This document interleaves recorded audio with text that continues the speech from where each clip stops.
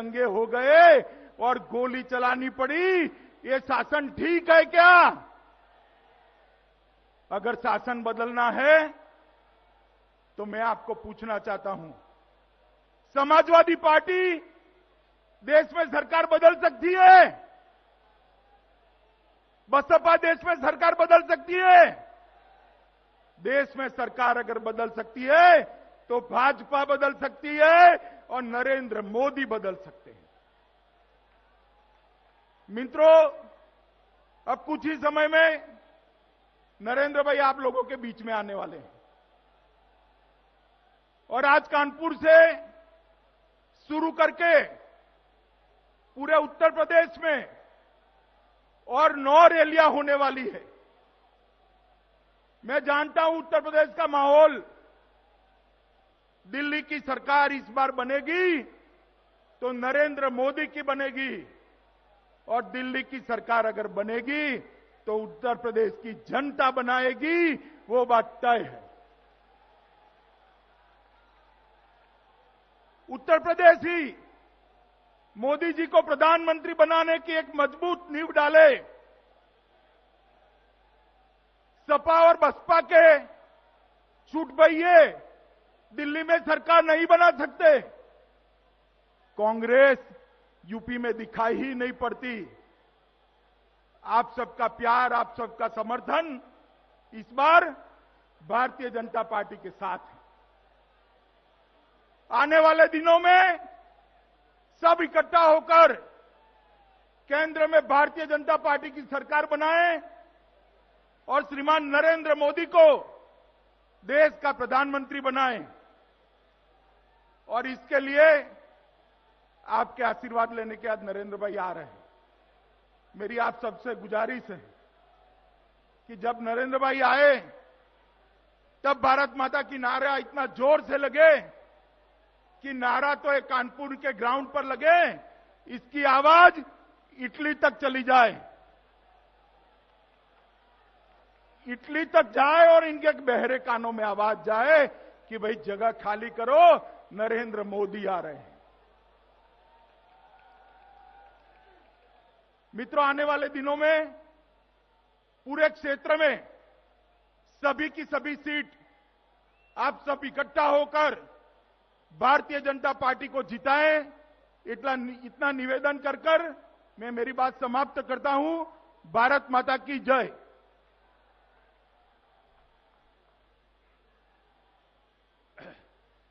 बहनों भाइयों,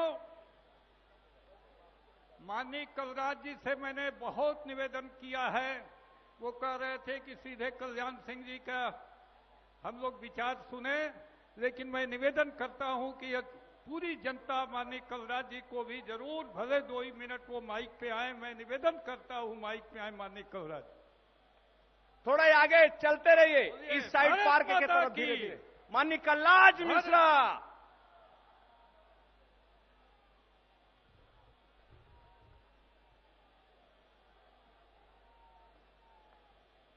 प्रदेश अध्यक्ष आदरणीय लक्ष्मीकांत वाजपेयी जी, भारतीय जनता पार्टी के प्रभारी और अखिल भारतीय महामंत्री आदरणीय अमित शाह जी, वरिष्ठ नेता, सांसद, हम लोगों का लगातार मार्गदर्शन करने वाले आदरणीय श्री कल्याण सिंह जी, मंचस्थ सभी नेतागण और यहां उपस्थित विशाल संख्या में आए हुए औद्योगिक नगरी कानपुर और आसपास से सभी सम्मानित नागरिक बंधुगण, कार्यकर्ता बंधुओं, माताओं, बहनों, प्यारे बच्चों, पत्रकार मित्रों, छायाकार बंधुओं, मित्रों, आज आप इतनी बड़ी तादाद में आए। अगर मैं इसको रैली न कहकर रैला कहूं तो कैसा लगेगा? ये रैला है। ये रैला काहे के लिए आया है? इतना बड़ा जनसागर उमड़ करके आया है। ये इसलिए आया है कि भारत के भावी प्रधानमंत्री श्री नरेंद्र मोदी कानपुर के औद्योगिक नगरी में पधार रहे हैं और वही आकर कानपुर के उद्योगों का भी विकास करेंगे, उद्योगों का भी एक तरह से जो बंद पड़े हुए हैं उसको ठीक करेंगे और कानपुर के अंदर विद्यमान जो आधारभूत ढांचे हैं उसको भी व्यवस्थित करेंगे। ऐसे नरेंद्र मोदी जी आपके बीच में आ रहे हैं। नरेंद्र मोदी जी का नाम सुनते ही सभी दलों के पेट में अजीब प्रकार की मरोड़े पैदा हो गई है। समाजवादी पार्टी, कांग्रेस पार्टी, ये लोग कहते हैं नरेंद्र मोदी आएंगे तो उत्तर प्रदेश, बिहार, गुजरात बन जाएगा। नरेंद्र मोदी आएंगे तो गुजरात बन जाएगा। हम चाहते हैं कि उत्तर प्रदेश, गुजरात बन जाए, क्योंकि नरेंद्र मोदी का केवल हिंदुस्तान में ही नहीं दुनिया में नाम है। इसलिए नाम है, गुजरात को उन्होंने विकसित प्रदेश बनाया। गुजरात को एक ऐसा आदर्श विकास का प्रदेश बनाया जिसके लिए दुनिया के भी बड़े बड़े राजनेता कहते हैं कि अगर विकास का मॉडल देखना हो तो गुजरात में जाकर देखो, गुजरात में जाकर देखो। ऐसे नरेंद्र मोदी अगर आते हैं और यहां के लोगों को लगता है कि उत्तर प्रदेश गुजरात बन जाए, तो आप सब लोग गुजरात बनाना चाहोगे कि नहीं बनाना चाहोगे? हम बनाना चाहेंगे। गुजरात में जब से नरेंद्र मोदी मुख्यमंत्री के रूप में आए, गोधरा को छोड़ दीजिए, उसके बारे में चर्चा उपयुक्त नहीं होगी, लेकिन एक भी दंगा नहीं हुआ। सभी संप्रदाय के लोग, सभी मजहब के लोग, गुजरात की 2 करोड़ जनता आपस में मिलकर नरेंद्र मोदी को तीसरी बार गुजरात की मुख्यमंत्री बनाई और दुनिया वालों को लगने लगा कि कैसा राजनेता है, ये कैसा राजनेता है। आज आप सब लोग इसलिए आए कि आप लोगों के मन के अंदर नरेंद्र मोदी के प्रति विश्वास है। नरेंद्र मोदी के बारे में ये आप लोगों के मन के अंदर धारणा बन चुकी है कि अगर नरेंद्र मोदी आए तो ये भ्रष्ट कांग्रेस सरकार को उद्ध्वस्त करके हिंदुस्तान को एक विकसित राष्ट्र के रूप में विकसित करेंगे, आगे बढ़ाएंगे और उनके द्वारा हिंदुस्तान की जनता को राहत प्रदान होगी। इसलिए हम सब लोग नरेंद्र मोदी को स्वीकार कर रहे हैं, आम जनता स्वीकार कर रही है। आने वाले नरेंद्र मोदी का आप इस तरीके से विशाल स्वरूप में उनका स्वागत कर रहे हैं। मैं आप सब लोगों का स्वागत करता हूं और आपके चरणों में प्रणाम करते हुए आपका अभिनंदन करता हूं और आग्रह करता हूं, भारत माता की जय, भारत माता की जय। बहनों भाइयों, धीरे धीरे आगे बढ़ते रहें। ये जो मैदान है उस साइड में अरुण दीक्षित सीओ साहब ने अनुमति दे दिया है, धीरे धीरे बढ़ते रहेंगे उस साइड में। कई दिनों से प्रचार हो रहा था, ये रैला है जो आ रहा है, आने ने चुपचाप, और ये भीड़ जो रोड पर जाम है, खेतों में जाम है, उनसे आग्रह है कि पीछे साइड से धीरे धीरे इस साइड में चले हमें, कि कानपुर मंच में के बाईं साइड में जा रही है, रैली होने जा रही है। मैं कहता हूं लोग अब देखें कि रैली नहीं, ये रैला हो रहा है, रैला हो रहा है। आप सब लोग बड़े आराम से बैठिए, मन से, उत्साह से प्रतीक्षा कर रहे थे माननीय कल्याण सिंह जी का ओजस्वी प्रेरणादायी विचार सुनने के लिए। मैं आप अपने स्थान पर बैठ जाए। माननीय कल्याण सिंह, ये नारा लगाइए। माननीय कल्याण सिंह, माननीय कल्याण सिंह जी प्रदेश के मुख्यमंत्री, राम मंदिर के अगुवाई करने वाले और अगुवाई करने में मुख्यमंत्री का इस्तीफा देना, यानी एक युवाओं के हीरो, प्रदेश के हीरो, देश के हीरो माननीय कल्याण सिंह जी आपके बीच में आ रहे हैं। तालियों के गड़गड़ाहट से माननीय कल्याण सिंह का स्वागत कर रहे हैं। सादर आमंत्रित माननीय कल्याण सिंह को करता हूं, अपना उद्बोधन प्रारंभ करें। माननीय कल्याण सिंह जी, माननीय नरेंद्र मोदी जी शीघ्र ही आपके बीच में आने वाले हैं। मित्रों,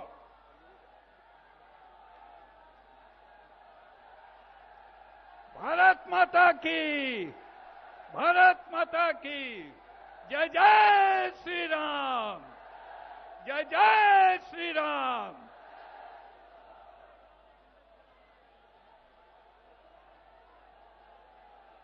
भारत माता की। आवाज धीरे से आई जरा। भारत माता की जय।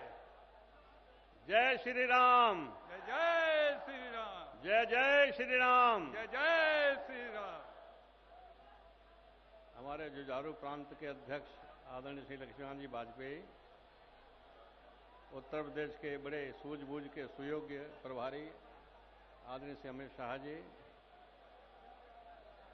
मंच पर विराजमान सभी सम्मानित नेतागण, दाएं बाएं के मंच पर भी विराजमान सभी नेतागण, मेरे सामने और दाएं बाएं बैठे और खड़े श्रद्धेय बुजुर्गों, क्रांतिकारी जवानों, क्रांतिकारी किसानों, भाइयों बहनों, पत्रकार मित्रों, छायाकार मित्रों, मैं वक्त की नजाकत जानता हूं, अच्छी तरह से जानता हूं कि हम सब लोग आए हैं आदरणीय मोदी जी को सुनने के लिए। मैं आपको यकीन दिलाना चाहता हूं कि मुझे बिठाने के लिए आपको न ताली बजानी पड़ेगी, न आपको नारे लगाने पड़ेंगे। मैं स्वयं में आपके हित के 3 बिंदु रखने के लिए खड़ा हुआ हूं। अगर आप शांति बनाए रखेंगे, मुझे अपने बिंदु रखने में सुविधा जाएगी। उन बिंदुओं पर चिंतन मनन करके निर्णय करने के लिए सुविधा आपको जाएगी। जैसे ही माननीय नरेंद्र जी मोदी आते हैं, मैं 1 सेकंड नहीं लगाऊंगा, अपना भाषण भी समाप्त कर दूंगा। भाइयों और बहनों, देश के जीवन में बहुत समय, लंबे समय के बाद युग परिवर्तन की बेला आती है। इस देश के अंदर सदियों तक मुगलों ने शासन किया, उसके बाद फिर अंग्रेजों ने शासन किया। जब मुगलों का शासन था तो युग नायक महाराणा प्रताप पैदा हो गए, छत्रपति शिवाजी महाराज पैदा हो गए। जब अंग्रेजों ने राज किया तो पूज्य महात्मा गांधी पैदा हो गए, सरदार वल्लभ भाई पटेल पैदा हो गए, पंडित जवाहरलाल नेहरू पैदा हो गए। आज आजादी की दूसरी लड़ाई लड़ी जा रही है। देश को आजाद हुए 65 साल से ज्यादा हो गए हैं। आज आर्थिक दृष्टि से देश गुलाम है, अमेरिका का पिछलग्गू बना हुआ है। 15 करोड़ नौजवान बेरोजगार है, 30 करोड़ हाथ खाली हैं। चारों ओर कुहासा है, निराशा है, हताशा है, अंधकार है। लोग सोचते थे कि अब कुछ हो नहीं सकता। ईश्वर की कृपा है, एक युग पुरुष अवतरित हो गया जिनका नाम है श्री नरेंद्र मोदी। और आज नरेंद्र मोदी जन जन की चर्चा का विषय बन चुके हैं। किसान बोलता है मोदी मोदी, दुकान बोलती है मोदी मोदी, बुढ़ा बोलता है मोदी मोदी, जवान बोलता है मोदी मोदी, भैया बोलता है मोदी मोदी, बहन बोलती है मोदी मोदी, शहर बोलता है मोदी मोदी, गांव बोलता है मोदी मोदी, कारखाना बोलता है मोदी मोदी, खेत खलिहान बोलता है मोदी मोदी मोदी मोदी मोदी। ऐसा युग परिवर्तन का समय आ गया है। एक आशा और विश्वास जगा है। हमारा सौभाग्य है कि आज देश को ऐसा कर्मठ, जुझारू नेतृत्व मिला है। मैंने मोदी जी के बारे में पढ़ा कि बीच में वो संन्यास लेना चाहते थे, किसी कारण से वो फिर राष्ट्रीय स्वयंसेवक संघ के पुनीत कार्य में लगे, फिर राजनीति में आए। मैं आज कह सकता हूं, संन्यास लेना चाहते थे मोदी जी, आज भी विचारों से, संस्कारों से, कर्मों से सन्यासी हैं। वो जनता की सेवा के लिए कर्मयोगी हैं, सत्ता के भोगी नहीं हैं। ऐसे मोदी जी का नाम आज आ रहा है सामने। मैं देख रहा था कि नौजवान उछलते कूदते चले आ रहे हैं। मित्रों, देश की आजादी की एक लड़ाई तो 15 अगस्त 1947 को पूरी हो गई, वो राजनीतिक आजादी थी। लेकिन आज भी समाज हमारा रूढ़ियों में जकड़ा पड़ा है और आज भी देश की आर्थिक स्थिति जर्जर हो चुकी है। दूसरों के सामने हिंदुस्तान को भिखारी बनाकर रख दिया गया है। देश की आजादी की, देश के स्वाभिमान और सम्मान की ये आजादी की दूसरी लड़ाई है। इस लड़ाई को लड़ने का काम देश का किसान और देश के नौजवानों को करनी है। जब कभी क्रांति आती है, और किसी देश में क्रांति आई है, नौजवानों ने अगुवाई की है। आज मेरा मन गदगद हो रहा था जब सड़क पर देख रहा था, बड़ी तेज गति से कदम बढ़ाते हुए काले काले बालों वाले नौजवान भागते चले आ रहे थे। लगता था कि अब क्रांति आएगी, और क्रांति लाने का श्रेय देश के नौजवान और देश के किसान को होगा। ऐसा भारत बनाना भय, भूख, भ्रष्टाचार, अत्याचार, बलात्कार, इनसे मुक्त भारत, यह हमारा सपना, संकल्प है। रोजगार युक्त भारत, संपन्न किसानों वाला भारत, मां बहनों की इज्जत सुरक्षा की गारंटी देने वाला भारत, ऐसे भारत का निर्माण करने का सौभाग्य हमको आपको मिला है। हम इस मौके को चूकने जाएं। एक बिंदु तो मुझे यह कहना है। एक दूसरा बिंदु कहना है, क्या जो कुछ आज देश में हो रहा है, प्रदेश में हो रहा है, क्या हम खुश हैं? दंगे हो रहे हैं। कांग्रेस के जमाने में 4000 दंगे हुए। उत्तर प्रदेश में जब से सपा की सरकार आई है 3 दर्जन दंगे हो चुके हैं। एक गुजरात है कि पिछले 10 साल से कोई दंगा नहीं हुआ है। वहां सब चैन से रह रहे हैं, शांति से रहे हैं। हां, 2000 के दंगे की चर्चा की जाती है, जिसको मोदी जी ने बड़ी खूबी के साथ कंट्रोल किया था। लेकिन ये क्यों भूल जाते हैं? ये तथाकथित सेकुलरिस्ट जो लोग हैं, सेकुलरवादी लोग हैं, ये क्यों भूल जाते हैं कि गोधरा में जो 59 राम भक्तों को जला दिया था धू-धू करके, उस पर कोई क्यों नहीं बोलता? किसी की जवान क्यों नहीं बोलती है? जवान में ताला क्यों लग जाता है? जो कुछ गोधरा में के बाद हुआ, मेरी परिभाषा ये है कि वो गोधरा कांड की प्रतिक्रिया थी। और दुनिया के लोगों, सेकुलरिस्ट तो सुन लो कि जब कभी क्रिया होगी तो उसकी प्रतिक्रिया अवश्यंभावी है। और प्रतिक्रिया तराजू बात के लेके नहीं होगी। कभी क्रिया 1 किलो की 10 ग्राम रह जाएगी, और कभी क्रिया 1 किलो की 1 क्विंटल हो जाएगी। क्रिया रोको, प्रतिक्रिया रुक जाएगी। आज भी जो कुछ हो रहा है, आज दंगे नहीं रुक रहे हैं, क्रिया गलत है। रघुनाथ जी वाजपेयी ने मुजफ्फरनगरी घटना को जिक्र किया, मैं उसमें ज्यादा नहीं जाना चाहता, दोहराना नहीं चाहता। पहले दिन जो हिंदू लड़का लड़की का कत्ल किया गया था और वहां की पुलिस ने लोगों को पकड़ लिया था, आजम खां का फोन गया, ये हमारी पार्टी के लोग हैं, हमारे लोग, इनको छोड़ दिया जाए। लोगों को छोड़ दिया गया। चिंगारी वहां से फूटी थी, और चिंगारी जो थी फूटी, विस्फोट का रूप ले गई। आज भी इस सरकार को होश नहीं है। भारतीय जनता पार्टी के जो विधायक हैं, चाहे हमारे संगीत सोम हो, चाहे सुरेश राणा हो, और चाहे भारतीय सिंह हो बिजनौर वाले, इनको जेलों में डाल दिया गया है। एक तरफा कार्रवाई हो रही है। एक तरफा कार्रवाई करने से आग और भड़केगी। हम शासन को चेतावनी देना चाहते हैं।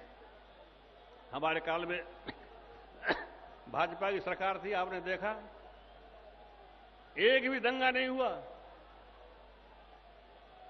1 घंटे का भी कहीं कर्फ्यू नहीं लगा। पहले दिन जब मैंने ओथ ली थी तो नारा दिया था, दंगा रहित प्रदेश और भयमुक्त समाज बनाएंगे। हमने दंगा रहित प्रदेश बना के दिखा दिया, भयमुक्त समाज बना के दिखा दिया। नामी ग्रामी, लुच्चे, बदमाश, माफिया, गुंडे या तो हमारे प्रदेश की सीमा छोड़ के भाग गए थे, या जेल के अंदर भेज दिए गए थे। और ज्यादा ऐब करने वाले, दर्जनों कत्ल करने वाले बहुत से लोग हमारे ऊपर भी पहुंचा दिए थे। पूरे प्रदेश में शांति हो गई थी। आज भी उत्तर प्रदेश में हम ज्यादा नहीं कहते यार, हमें 1 साल का चार्ज दिला दो, 1 साल का, केवल 1 साल का इस्तीफा पहले लिखा कर दो। 1 साल के अंदर सब माफियाओं का सफाया न हो जाए, 1 साल के अंदर गुंडागर्दी करने वालों को सफाई न हो जाए, 1 साल के अंदर जो दंगा करते हैं इनका सफाई न हो जाए, तो हमेशा हमेशा के लिए हम राजनीति छोड़ देंगे, हमें विश्वास है। तो दूसरा बिंदु मैं रखना चाहता हूं जो खतरनाक है, और ए ब्राह्मणों, ए ठाकुरों, ए वैश्यों, ए पिछड़ी जाति के लोगों, पक्षपात हो रहा है, पक्षपात हो रहा है। मुस्लिम कन्याओं को 20,000 दिया जा रहा है, पहले 30,000 दिया जा रहा था। माननीय कल्याण सिंह जी का भाषण चल रहा है। तो हिंदू कन्याओं ने क्या बिगाड़ा है? उनको क्यों नहीं? और पिछड़ी जाति के लोग, तुम्हारे बेटों की नौकरी खतरे में है। जितने पिछड़ी जाति के लोग हैं, कांग्रेस 27% के आपके आरक्षण में से 9% काट के मुसलमानों को देना चाहती है। मुलायम सिंह काट करके 18% देना चाहते हैं। मायावती उनके आबादी के अनुसार आरक्षण देना चाहते हैं। हम इसका विरोध करते हैं, और विरोध करने के कारण है 2 कि मजहब के आधार पर किसी वर्ग को आरक्षण देने का कोई प्रावधान नहीं है।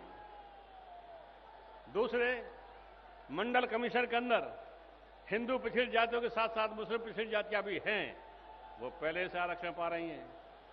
अगर ये कांग्रेस, सपा या बसपा का बस चल गया तो पिछड़ी जाति के जितने लोग बैठे हो यहां, जो 54% हैं पूरे देश के अंदर, 54% के पिछड़ी जाति के लोगों, ये तुम्हारे बेटों की नौकरी पे तलवार चलने वाली है। सवर्णों, है ठाकुर, ब्राह्मण, वैश्यों, आपकी कन्याओं को 30,000 रुपये नहीं मिलेगा क्योंकि आप मुस्लिम नहीं हैं। ये तुष्टीकरण की नीति हम नहीं चलने देना चाहते। हमारी नीति है न्याय सबको, लेकिन तुष्टीकरण किसी का नहीं। एक तीसरा बिंदु कहना चाहता हूं, और आखिरी बिंदु है मेरी ओर से, विकास। इतने दिन से चिल्ला रहे हैं, अनेक पंचवर्षीय योजना चली गई, विकास नहीं है। ये चंद मुट्ठी भर की तिजोरियां भर जाएं, उनके कोठियां खड़ी हो जाएं, ये विकास नहीं है। विकास के माने तब हैं जब गांव, गरीब, किसान का उत्थान हो सके। विकास के माने तब हैं जब झुग्गी झोपड़ी के अंदर रहने वाले गरीब इंसान का उत्थान हो सके। विकास के माने तब हैं जब हर नौजवान को रोजगार का इंतजाम हो सके। विकास के माने तब हैं हर बहू बेटी को राजनीति में स्थान, समाज में सम्मान की गारंटी हो सके। विकास के माने ये हैं उजड़े, पिछड़े, दलित, शोषित, पीड़ित और अधिकारों से वंचित वर्गों को भी ही नहीं कह रहा कि इन्हीं को हो मिले, औरों के साथ साथ उजड़े, पिछड़े, दलित, शोषित, अधिकारों से वंचित वर्गों को भी सत्ता में हिस्सेदारी, व्यवस्था में हिस्सेदारी, विकास में हिस्सेदारी और राजनीति में हिस्सेदारी, ये 5 आयाम हैं विकास के, जिनको लेकर के भारतीय जनता पार्टी चल रही है। विकास की मूल इकाई, हम बड़े बड़े शहरों के विकास के पक्षपाती हैं। बड़े बड़े शहरों में भी गंदगी है, तंग गलियां हैं। गांव में तो बिजली जाती नहीं, शहरों में भी नहीं आती है। शहरों का भी विकास होना चाहिए, लेकिन अगर हिंदुस्तान उठाना है तो गांव उठाना होगा, और गांव अगर उठाना है तो देश का किसान उठाना होगा। किसान उठेगा तो गांव उठेगा, और गांव उठेगा तो देश उठेगा। किसान कब उठेगा? जब उसका खेत उठेगा। खेत कब उठेगा? जब उसकी पैदावार उठेगी। पैदावार कब उठेगी? जब उसमें लागत लगेगी, खाद, बीज, बिजली, पानी की। लागत कब लगेगी? जब किसान की जेब में 4 पैसे बचेंगे। 4 पैसे कब बचेंगे? क्या खाद, बीज, बिजली, पानी, जो लागत की चीजें हैं, इनके रेट घटाए जाएं। गेहूं, गन्ना, धान, कपास जो पैदा करता किसान, इनके रेट बढ़ाए जाएं। इन दोनों के जोर से 4 पैसे किसान की जेब में आएंगे। वो पैसे फिर से लागत बन के जाएंगे खेत की ओर। फिर खेत से पैदा होगा कच्चा माल, सरसों पैदा होगी तो कारखाने तेल के चलेंगे, कपास पैदा होगी तो कपड़े के कारखाने चलेंगे, गन्ना पैदा होगा तो चीनी के कारखाने चलेंगे।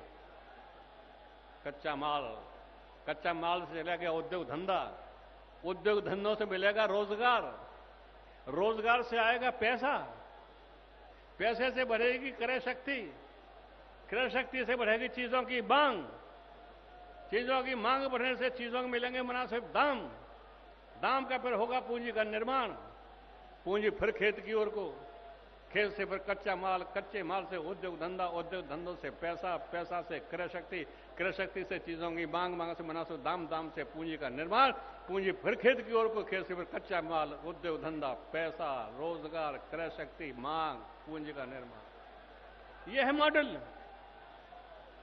65 साल हो गए, गांव आज भी अंधेरे में डूबे, और 4-6 मकानों को छोड़ते जाएं जो पक्के बन गए होंगे, वही कच्चे घरों से आज भी हैं।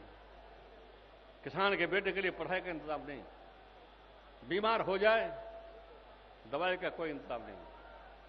विकास के इस मॉडल पर भारतीय जनता पार्टी गांव को इकाई मानकर विकास के सोपान पूरे करेगी। शहरों का विकास हो, गांव का विकास शहर के विकास का विरोधी नहीं है, पूरक है, पोषक है। किसान का विकास दुकान का विरोधी नहीं है, उस दुकान का पूरक है, पोषक है। लेकिन हां, मूलतः गांव को इकाई मानना पड़ेगा विकास की, और 8 चीजें मुहैया हो जाएं। 8 गिनते जाना: सड़क, सिंचाई, शिक्षा, बिजली, स्वास्थ्य, सुरक्षा, स्वरोजगार और स्वावलंबन। ये 4 चीजें मुहैया हो जाए गांव में। अरे 5 साल के अंदर गांव चमकेगा, और 5 साल के अंदर गांव के चमकने के साथ साथ ये देश चमक जाएगा। बेरोजगारी की समस्या का हल हो जाएगा। नौजवानों, क्रांति आपके दरवाजे पर दस्तक दे रही है। इस क्रांति की अगुवाई आपको करनी है। मैं अंतिम पॉइंट कहकर के बात को यहीं विराम दिए दे रहा हूं। मैंने वादा किया था बहुत लंबा नहीं बोलूंगा।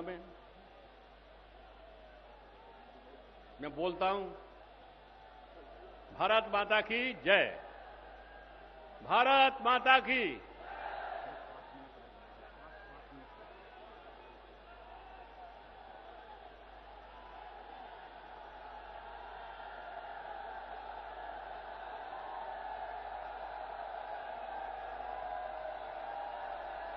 अच्छा बताइए, कुछ ही क्षणों में अपने चहेते नेता मोदी जी और राष्ट्रीय अध्यक्ष माननीय राजनाथ सिंह जी आने वाले हैं। 2-3 मिनट लगेंगे, ज्यादा नहीं आओ। मैं कुछ आपसे सवाल करना चाहता हूं। आप 2-2 बार कहेंगे,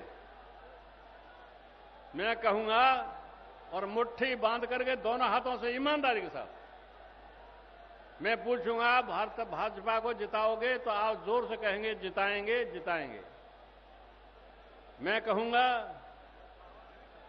मोदी जी को प्रधानमंत्री बनाओगे? आप कहेंगे, बनाएंगे, बनाएंगे। मैं कहूंगा, कमल के निशान पर बटन दबाओगे? आप कहेंगे, दबाएंगे, दबाएंगे।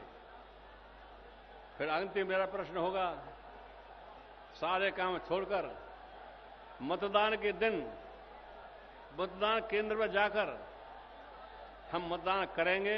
आप करेंगे, जाएंगे और करेंगे, जाएंगे और करेंगे। भारतीय जनता पार्टी को जिताएंगे? जोर से दोनों मुट्ठी बांधकर आवाज जाए दिल्ली तक, भारतीय जनता पार्टी को जिताएंगे? नरेंद्र मोदी को देश का प्रधानमंत्री बनाएंगे? कमल निशान के बटन को दबाएंगे? मतदान के दिन मतदान करने जाएंगे? मैंने कमल निशान की बात इसलिए कही है, पूरे प्रदेश के अंदर जब से मोदी जी के नाम की लहर है, तूफान आ रहा है, तूफान। मुझसे पत्रकार पूछ रहे कि बताइए कल्याण सिंह जी, यूपी का क्या नजारा है, किसको कितनी सीटें मिलेंगी? तो मैंने कहा अपने कुकर्मों के कारण से कांग्रेस को 80 में से केवल 6 सीटें मिलेंगी, सपा को 80 में से केवल 8 सीटें मिलेंगी, बसपा को 80 में से केवल 9 सीटें मिलेंगी, राष्ट्रीय लोकदल को एक भी सीट नहीं मिलेंगी। तो उन्होंने कहा भाजपा को कितनी मिलेंगी? हमें जो लोग 6 और 8 14 और 9 23, 80 में से 23 घटा दो, कितनी बची? अरे 80 में से 23 घटाओ, कितनी बची? तो 87 सीटें भाजपा के झोले मारने वाली है। आज पूरे देश के लहर है और मुझे विश्वास है कि उत्तर प्रदेश के साथ साथ पूरे देश में भारतीय जनता पार्टी अपना स्पर्श बहुत प्राप्त करेगी। एक पत्रकार मुझसे पूछ रहे थे तो बताओ कल्याण सिंह जी, मोदी का मुकाबला राहुल गांधी से है, आपको क्या कहना है? तो मैंने कहा मोदी तो वो पहलवान है जिन्होंने गुजरात में कांग्रेस को 3 बार 4 आंखों ने चित करके दिखा दिया है, और राहुल तो ऐसे कभी अखाड़े में घुसने से पहले लंगोट भी बांधना नहीं जानते। नरेंद्र मोदी का और राहुल का कोई मुकाबला नहीं है। आइए हम गांव जिस बात का अलग जगाएं। आज किसी कारण से जो भाई और बहनियां नहीं आए हैं, मेरे दोस्त नौजवान, एक क्रांतिकारी नौजवान, ये काम में तुम्हें सौंप रहा हूं, हाथ जोड़ के काम सौंप रहा हूं कि गांव गांव जाके अलग जगाओ, नरेंद्र मोदी को जिता करके प्रधानमंत्री बनाओ, देश को निराशा से उबारो, संकट से उबारो। ये देश हमारा और आपका है, इसकी तरक्की, इसके बहबूद और विकास करने की जिम्मेदारी हमारी और आपकी बनती है। ये किसी पे एहसान नहीं है, हमारी आपकी जिम्मेदारी, हमारा आपका कर्तव्य है। गांव गांव में फैल जाएं, साइकिल उठा लें, अपनी मोटरसाइकिल उठा लें, जो यहां नहीं आ सके उन तक हमारा संदेश पहुंचाएं। युग परिवर्तन होने जा रहा है, अंधकार में एक नया सूरज निकलने वाला है। लोकसभा के चुनाव के बाद रात्रि का अंधकार जाएगा, नई सुबह होगी, नई सुबह का नया सूरज उगेगा, नए सूरज की नई किरणें छिटकेंगी। मैं यकीन दिलाता हूं कि उस नए सूरज की नई किरणें हर गांव, गली गलियारे तक, खेत खलिहान तक, दुकान तक, हर नौजवान तक, माता और बहनों के घरों तक जाएगी। यही देश की आजादी की दूसरी लड़ाई है। मैं अपने वायदे के मुताबिक बात को विराम दे रहा हूं। 4 बिंदु रखने थे, मैं 4 बिंदु रख चुका हूं। आपने इतनी शांति से मुझे सुन लिया, उसके लिए मैं आपको हाथ जोड़ करके बहुत बहुत धन्यवाद देता हूं। बहुत बहुत धन्यवाद, बहुत बहुत धन्यवाद। भारत माता की, नरेंद्र मोदी की। फिर कहता हूं भाजपा को जिताएंगे। धीरे क्यों बोले भाई? अरे भाजपा को जिताएंगे, नरेंद्र मोदी को प्रधानमंत्री बनाएंगे, कमल वाले बटन को दबाएंगे, पोलिंग के दिन मतदान करने जाएंगे। बहुत बहुत धन्यवाद।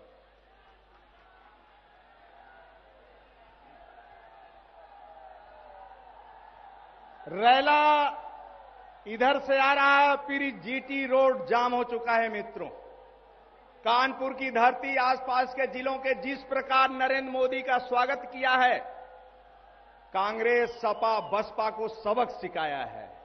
जो कल्पना उनकी थी कि इस रैली को हम डिस्टर्ब करेंगे और इस रैली के मैदान को देने में समस्या खड़ी कर रहे थे, आज आप सबने एहसास करवा दिया। पूरा मैदान पैक, उस तरफ की बाउंड्री पैक, और जीटी रोड भी, ये जो अंदर को घुसता है पूरा पैक है। और ये रैला सामने लगा हुआ है मित्रों, ये भी रैला लगा है, उस साइड वाला भी रैला लगा हुआ है मित्रों।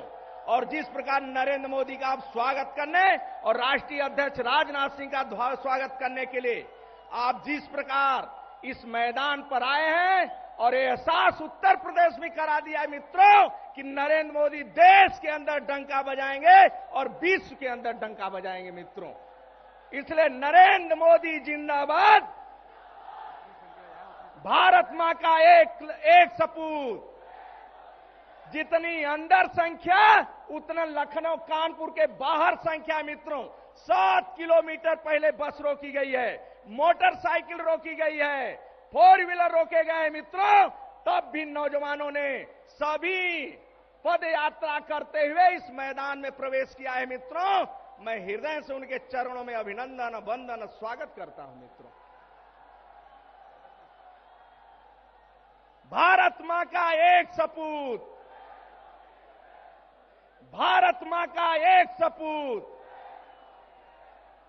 भारत मां का एक सपूत, मोदी, नरेंद्र मोदी, भारत मां का एक सपूत, नरेंद्र मोदी, नरेंद्र मोदी, भारत मां का एक सपूत। नरेंद्र मोदी, नरेंद्र मोदी।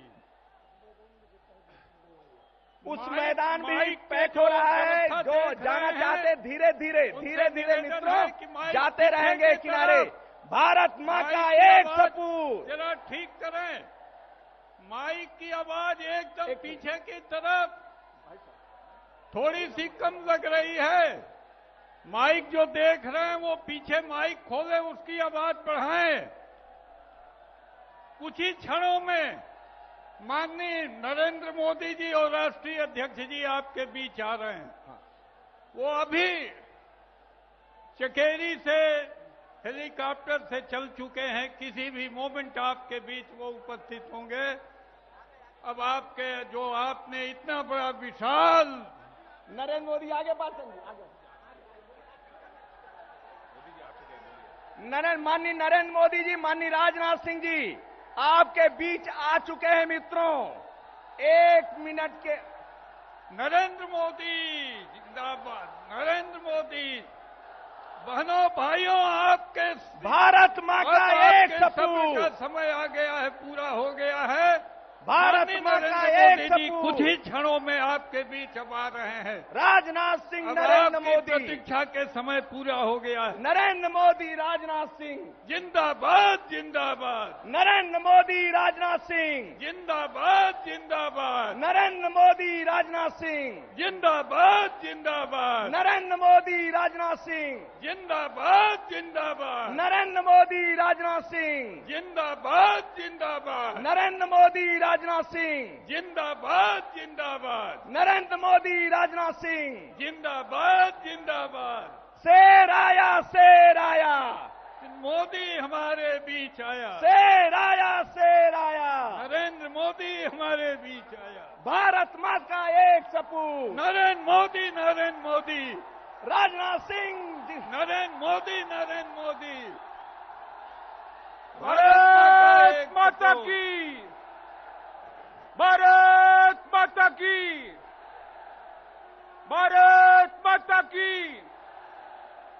भारत माता की। वंदे वंदे वंदे वंदे वंदे। भारत माता की, भारत माता की, भारत माता की। भारत मां का एक सपूत। भारत मां का एक सपूत। नरेंद्र मोदी, नरेंद्र मोदी। माननीय राजनाथ सिंह, नरेंद्र मोदी। जिंदाबाद, जिंदाबाद। माननीय राजनाथ सिंह, नरेंद्र मोदी। जिंदाबाद, जिंदाबाद।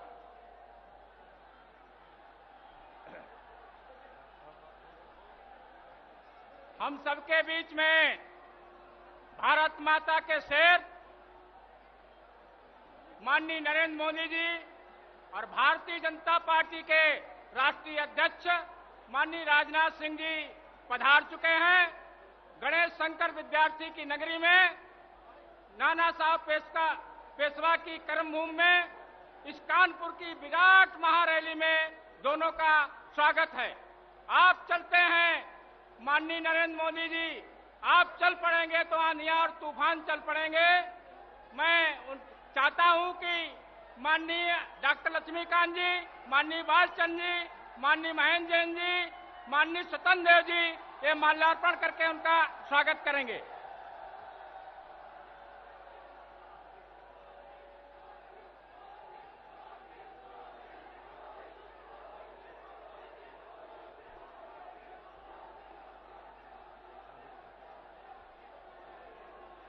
माननीय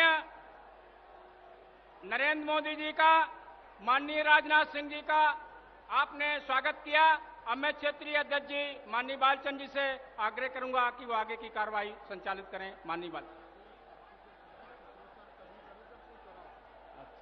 परम आदरणीय राष्ट्रीय अध्यक्ष माननीय राजनाथ सिंह जी, इस पूरे राष्ट्र के युवा हृदय सम्राट माननीय नरेंद्र मोदी जी, माननीय अमित शाह जी, मंचासीन सभी वरिष्ठ नेतागण, लाखों की संख्या में इस महानगर कानपुर क्षेत्र की जनता जनार्दन ईश्वर के तरह से जो यहां मौजूद है, ऐसे मैं और ज्यादा समय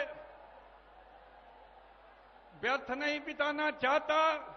माननीय राष्ट्रीय अध्यक्ष जी, माननीय नरेंद्र मोदी जी के ओजस्वी विचार सुनने के लिए इतने दूर से आप आए हैं, इसलिए मैं सीधे सीधे माननीय राष्ट्रीय अध्यक्ष जी से निवेदन करता हूं कि इतने बड़े अपार जन समुदाय का मार्गदर्शन की कृपा करें।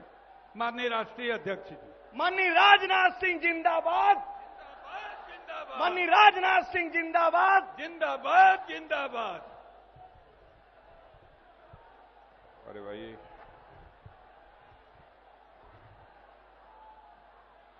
उत्तर प्रदेश भारतीय जनता पार्टी के अध्यक्ष डॉक्टर लक्ष्मीकांत जी वाजपेयी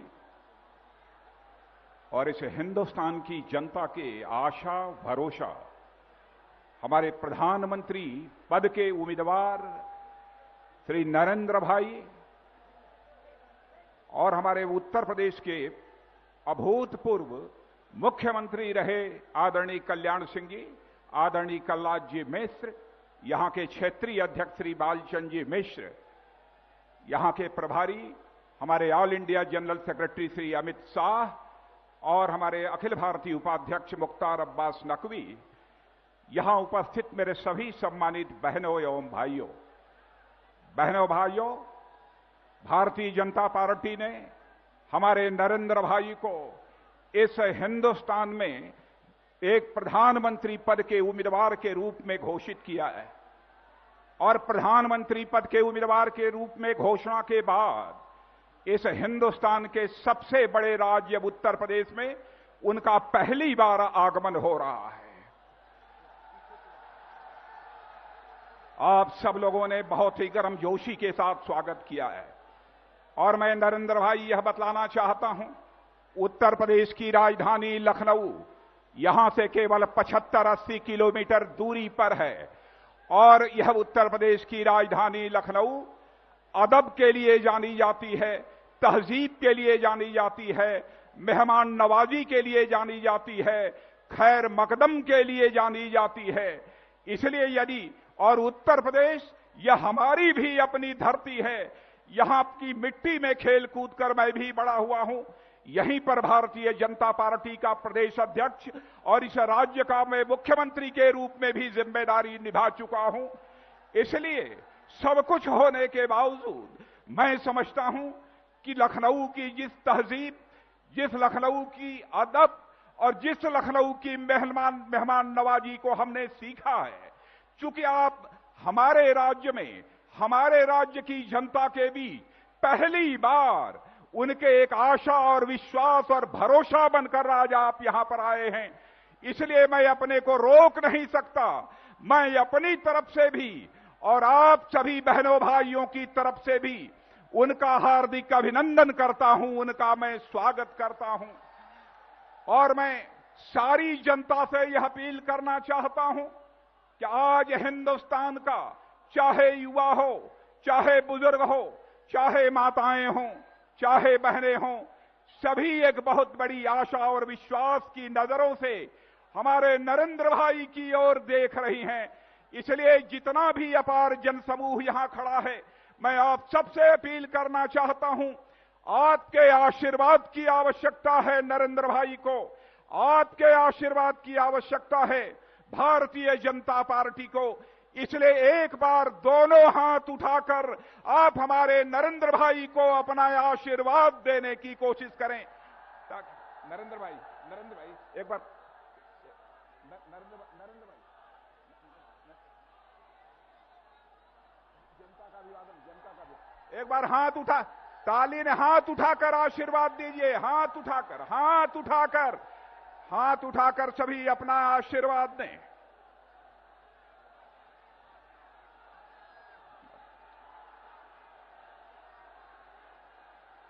बस बहुत अच्छे। आपके आशीर्वाद की आवश्यकता थी, क्योंकि हम जानते हैं, भारतीय जनता पार्टी का बच्चा बच्चा जानता है कि यदि भारत की तकदीर बदलनी है, भारत की तस्वीर बदलनी है, तो जब तक उत्तर प्रदेश की जनता का आशीर्वाद प्राप्त नहीं होगा, तब तक हिंदुस्तान की तकदीर और तस्वीर नहीं बदली जा सकती है। इसीलिए हमने आपसे आशीर्वाद देने की अपील की है। और मैं यह भी बतलाना चाहता हूं, जहां तक कानपुर का प्रश्न है, कानपुर एक ऐतिहासिक स्थली है। सदियों से इसने इतिहास का निर्माण किया है और इतिहास की रचना की साक्षी भी यह कानपुर की धरती रही है। भारतीय जनसंघ की शुरुआत यानी प्रथम अधिवेशन भी यदि कहीं पर हुआ था तो इसी कानपुर में ही हुआ था। महारानी लक्ष्मीबाई को भी आप सभी जानते हैं। महारानी लक्ष्मीबाई ने भी अपना बचपन यदि गुजारा था तो इसी कानपुर की धरती पर ही गुजारा था। आप इस सच्चाई से भी अच्छी तरह वाकिफ हैं कि आज यहां से केवल 18 किलोमीटर की दूरी पर गंगा नदी के किनारे एक बिठूर नामक स्थान है, जहां से नाना साहब पेशवा, तात्या साहब टोपे जैसे लोगों ने प्रथम स्वतंत्रता संग्राम का प्रारंभ किया था। इसलिए मैं कहता हूं कि यह ऐतिहासिक स्थली है कानपुर की। गणेश शंकर विद्यार्थी को भी मैं नहीं भूल सकता। गणेश शंकर विद्यार्थी जिन्होंने की सामाजिक समरसता के लिए अपना बलिदान देने का काम किया था, मैं भूल नहीं सकता। कानपुर की धरती की मिट्टी में खेल कूद कर बड़े हुए श्यामलाल गुप्त पार्षद को, जिन्होंने की स्वतंत्रता संग्राम का वह गीत कि विजयी विश्व तिरंगा प्यारा, झंडा ऊंचा रहे हमारा, इसकी शान को न जाने पाए चाहे जान भले ही जाए। यह गीत लिखने वाला भी श्यामलाल गुप्त पार्षद नामक एक जो शख्सियत थी, वह कानपुर की धरती से, कानपुर की मिट्टी से ही जुड़ी हुई वह शख्सियत थी। हमारे नेता श्रद्धेय अटल बिहारी वाजपेयी ने अपनी शिक्षा दीक्षा भी कहीं से प्राप्त की है, तो वह इसी कानपुर से ही उन्होंने अपनी शिक्षा दीक्षा प्राप्त की है। और आज उस अटल बिहारी वाजपेयी जी की प्रतिष्ठा केवल भारत में ही नहीं, अंतर्राष्ट्रीय जगत में जिस रूप से आज भी बनी हुई है, स्वतंत्र भारत के इतिहास में किसी राजनेता की वह प्रतिष्ठा कभी नहीं रही है। इसीलिए मैंने कहा कि यह एक ऐतिहासिक स्थली कानपुर की है। और जिस श्यामलाल गुप्त ने यह कविता लिखी थी, झंडा ऊंचा रहे हमारा, नरेंद्र भाई मैं यही कहना चाहता हूं, आज हमारे भारत की झंडे की आन बान शान का सवाल हम सब हिंदुस्तानियों के सामने आ खड़ा हुआ है। अंतर्राष्ट्रीय जगत में भारत की प्रतिष्ठा, कांग्रेस नेतृत्व की यूपीए सरकार, जिसे समाजवादी पार्टी और बहुजन समाज पार्टी का समर्थन प्राप्त है, इसने अंतर्राष्ट्रीय जगत में हमारे झंडे की आन बान शान की प्रतिष्ठा को धूमिल करने का काम किया है। छोटे छोटे देश आज हम भारतवासियों को आंख दिखा रहे हैं। पाकिस्तान हमारा पड़ोसी देश है, पाकिस्तान के साथ हम बेहतर रिश्ते रखना चाहते हैं, क्योंकि अटल जी कहा करते थे कि दोस्त बदल सकता है लेकिन पड़ोसी नहीं बदल सकता है। इसलिए इस सच्चाई को समझते हुए हम बेहतर रिश्ते रखना चाहते हैं। लेकिन पाकिस्तान की यह जरूरत हो गई कि वह भारत की सीमा में आता है, हमारे सेना के जवानों का सिर धड़ से अलग करके चला जाता है, हमारे सेना के जवानों की हत्या करके चला जाता है। फिर भी हमारे प्रधानमंत्री जी पाकिस्तान के प्रधानमंत्री नवाज शरीफ साहब से न्यूयॉर्क जाकर वह बात करते हैं। मैं यही प्रधानमंत्री जी आपसे कहना चाहता हूं, जहां पाकिस्तान आज हमको आंख दिखा रहा है, आज वहां चाइना की सेना भी लद्दाख के क्षेत्र में घुसकर जिस तरीके से भारतवासियों को ललकारने की कोशिश कर रही है, प्रधानमंत्री जी हमारे सेना के जवानों का हाथ मत बांधो। हमारे सेना के जवानों ने द्वितीय विश्व युद्ध के दौरान अपने शौर्य और पराक्रम का परिचय सारे दुनिया में अब दिया है। वह बड़ी से बड़ी ताकत का मुंहतोड़ जवाब देने की कुवत रखते हैं। सीबीआई का जिस तरीके से कांग्रेस की यह सरकार दुरुपयोग कर रही है और यह समाजवादी पार्टी, बहुजन समाज पार्टी उत्तर प्रदेश को तबाह कर दिया है। यह कानपुर कभी यह मैनचेस्टर ऑफ ईस्ट कहा जाता था। पूरे हिंदुस्तान ही नहीं, दुनिया के दूसरे देशों के जो पूर्वी भाग हैं उनका यह मैनचेस्टर कहा जाता था। आज उस कानपुर का हर उद्योग बंद हो चुका है, चाहे कपड़ा उद्योग हो, चाहे लेदर उद्योग हो, चाहे मसाला उद्योग हो, चाहे होजरी उद्योग हो, सारे उद्योग पूरी तरह से बंद हो चुके हैं। सड़क, बिजली, पानी का संकट निरंतर गहरा होता जा रहा है। बेरोजगार नौजवानों के हाथों को जो रोजगार मिलना चाहिए वह रोजगार इन्हें नहीं मिल पा रहा है। ऐसे हालात समाजवादी पार्टी और बहुजन समाज पार्टी के लोगों ने इस हमारे उत्तर प्रदेश में पैदा किए हैं। और मैं यह भी कहना चाहता हूं, यह सपा और बसपा, यह दोनों राजनीतिक पार्टियां यहां पर तो एक दूसरे कांग्रेस के साथ मिलकर एक दूसरे की पीठ खुजलाती हैं, लेकिन दिल्ली में बैठकर कांग्रेस, सपा, बसपा एक दूसरे का पीठ सहलाने का काम करती हैं। और यह समाजवादी पार्टी तो सचमुच दंगों के आधार पर बराबर सरकार बनाने की कोशिश करती है। 1.5 वर्षों से इस उत्तर प्रदेश में समाजवादी पार्टी की सरकार चल रही है। 1.5 वर्ष के अंदर नरेंद्र भाई 100 से अधिक सांप्रदायिक तनाव और सांप्रदायिक दंगे की घटनाएं इस हमारे उत्तर प्रदेश में हुई हैं। हिंदुस्तान का कोई राज्य ऐसा नहीं होगा जिस राज्य में इतने अल्प समय के अंदर इतने सांप्रदायिक दंगे हुए हैं।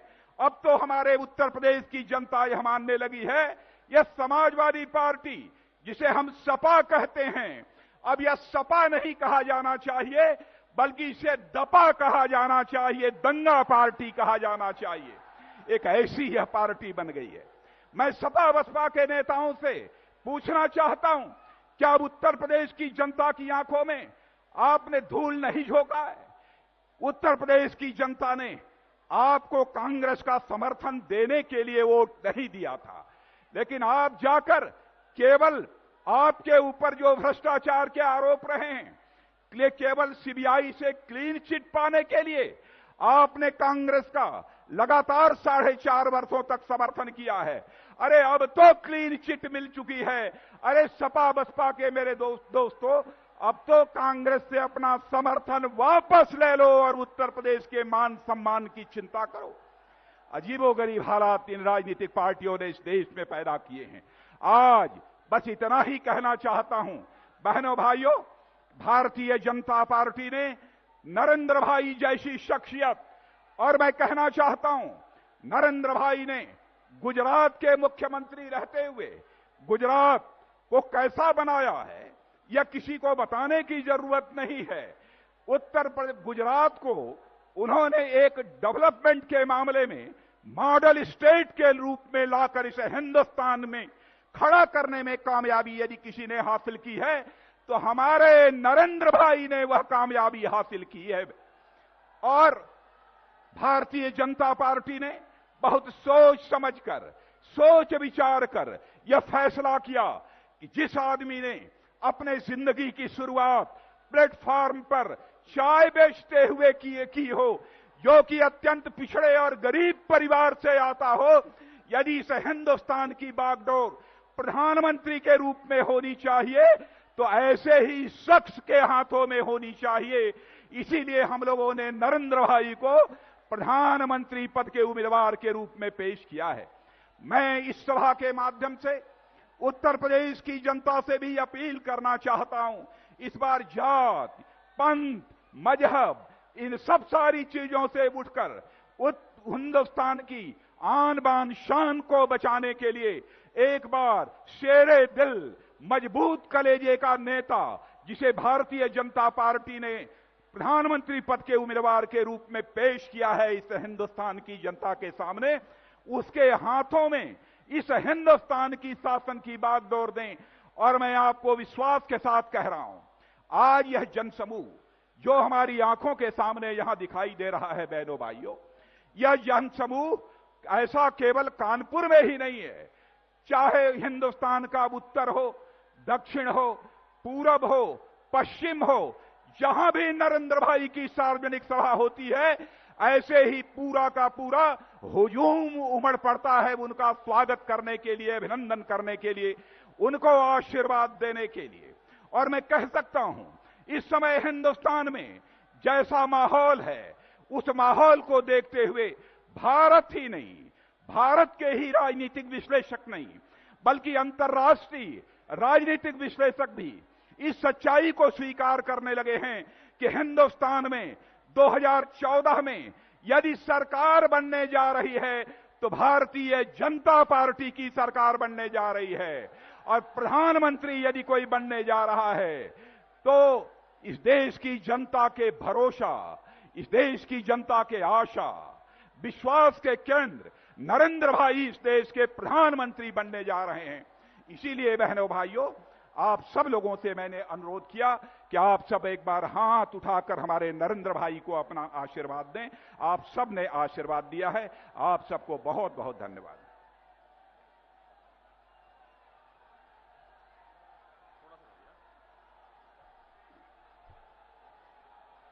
बहनों भाइयों, एक आवश्यक सूचना, जब भारत के भाग्य विधाता आपके प्रधानमंत्री माननीय नरेंद्र भाई मोदी का विचार आप सुन लें, सभा समाप्त जब हो तो धीरे धीरे इस सभा मंच से पीछे के तरफ से जाएंगे। पूरे महानगर को इस तरफ का इलाका पूरा जाम है और इसलिए आराम से इस स्थल से आप जाएंगे, यह निवेदन करते हुए, और इस कानपुर क्षेत्र के धरती पर भारत के भाग्य विधाता, इस जनता द्वारा चुने गए भावी प्रधानमंत्री नरेंद्र भाई मोदी के चरणों में मस्तक झुकाते हुए मैं निवेदन करता हूं कि कानपुर क्षेत्र की ये लाखों की जनता आपका विचार सुनने के लिए, मार्गदर्शन सुनने के लिए आतुर है। कृपया इनका मार्गदर्शन करें। बहुत बहुत शेर आया, शेर आया, मोदी शेर आया, शेर आया, शेर आया, भारत का शेर आया।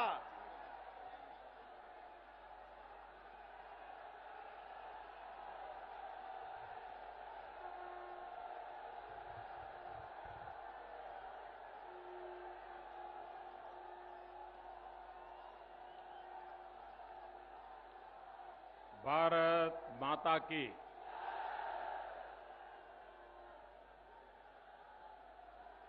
आपकी आवाज दिल्ली तक सुनाई देनी चाहिए।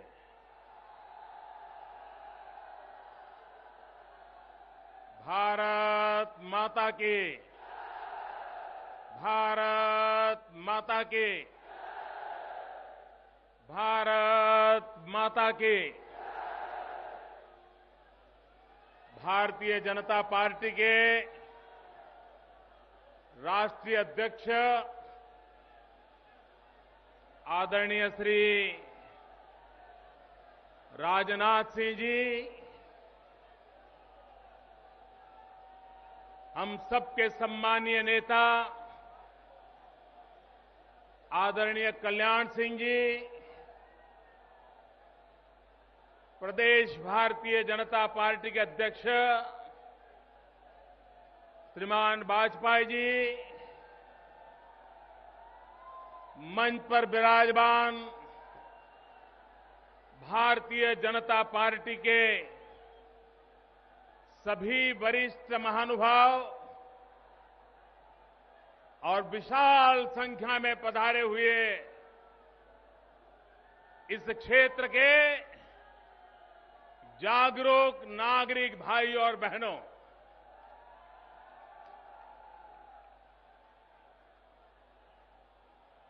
मित्र, चुनाव में सभाएं पहले भी की हैं, कानपुर में भी पहले आया हूं, हिंदुस्तान के भिन्न भिन्न इलाकों में भी जाता हूं, लेकिन इस चमचमाती धूप में ये जो मैं मानव सागर देख रहा हूं,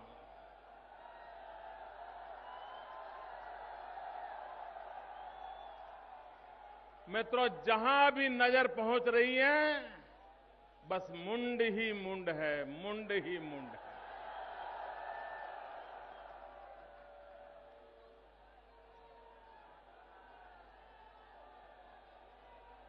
मित्रों,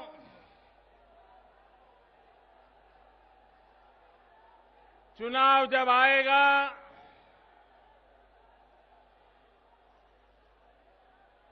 तब तो आप अपना कर्तव्य दिखाएंगे ही, तब तो आप अपनी ताकत का प्रदर्शन करेंगे ही। लेकिन आज मैं इतना जरूर कहता हूं कि कानपुर की इस रैली ने मुझे जीत लिया है।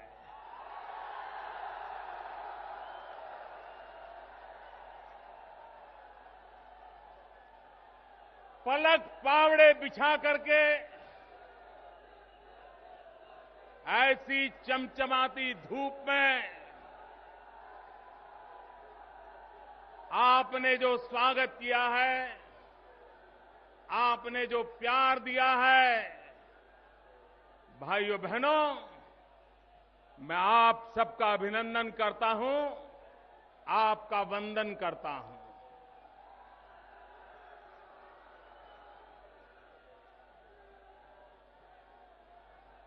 भाइयों बहनों,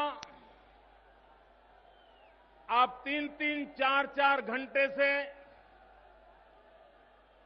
इस चमचमाती धूप में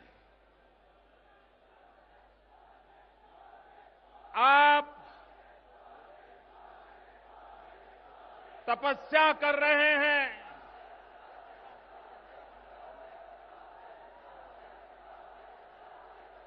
इस चमचमाती धूप में आप जो तपस्या कर रहे हैं, मैं आपको विश्वास दिलाता हूं, मैं ये आपकी तपस्या कभी बेकार नहीं जाने दूंगा।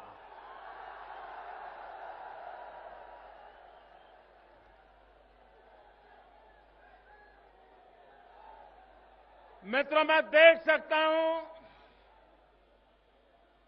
हिंदुस्तान के कोने कोने में ये प्यार उमड़ रहा है। उस प्यार के साथ इस देश को तबाह करने वाले कांग्रेस पार्टी और उसके साथी दलों के प्रति जनता जनार्दन अपने गुस्से का भी प्रकटीकरण कर रही है। आप जब जयकारा बुलाते हैं, वो जयकारा देश को तबाह करने वाले लोगों को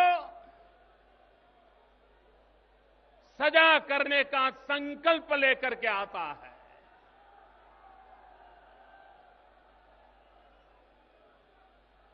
भाइयों बहनों, मैं आपसे एक सवाल करना चाहता हूं, आप जवाब देंगे?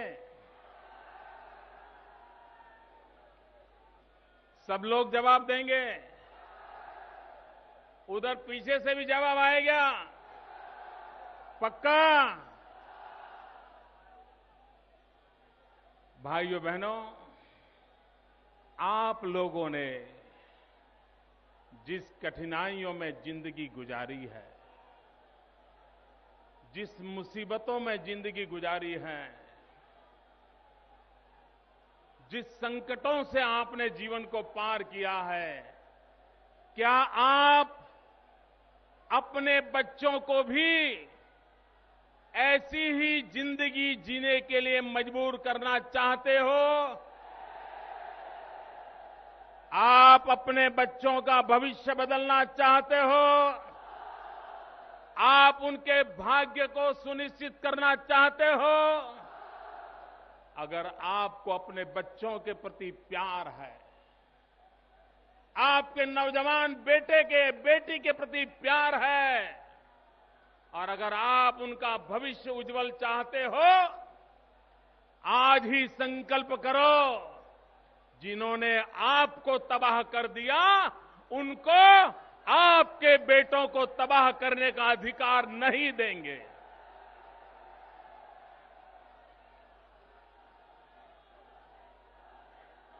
भाइयों बहनों, एक किस प्रकार से चुनाव आते समय झूठे वादे करना, जनता जनार्दन को मूर्ख बनाना, जनता की आंख में धूल झोंकना, पिछले 60 साल से कांग्रेस पार्टी ने और उसको साथ देने वाले दलों में इसमें मास्टरी हासिल करके रखी है। और हर चुनाव में वे अगले चुनाव की बातें भुला देते हैं और एक नया सगुफा छोड़ देते हैं। भाइयों बहनों, जब 2009 का लोकसभा का चुनाव हुआ, तब कांग्रेस पार्टी ने 100 दिन में महंगाई हटाने का वादा किया था। मेरा सवाल आपको समझ आ रहा है मित्रों? क्या कांग्रेस पार्टी ने 100 दिवस में महंगाई हटाने का वादा किया था? कांग्रेस ने मैनिफेस्टो में महंगाई हटाने का वादा किया था। महंगाई हटी? महंगाई घटी? महंगाई बढ़ी? जिन्होंने वादा खिलाफी की है, क्या उनका हिसाब चुकता करोगे कि नहीं करोगे? चुन चुन करके ऐसे लोगों को साफ करोगे कि नहीं करोगे? भाइयों बहनों, क्या हालत कर दिया इन्होंने? आज गरीब के घर में चूल्हा नहीं जल रहा है,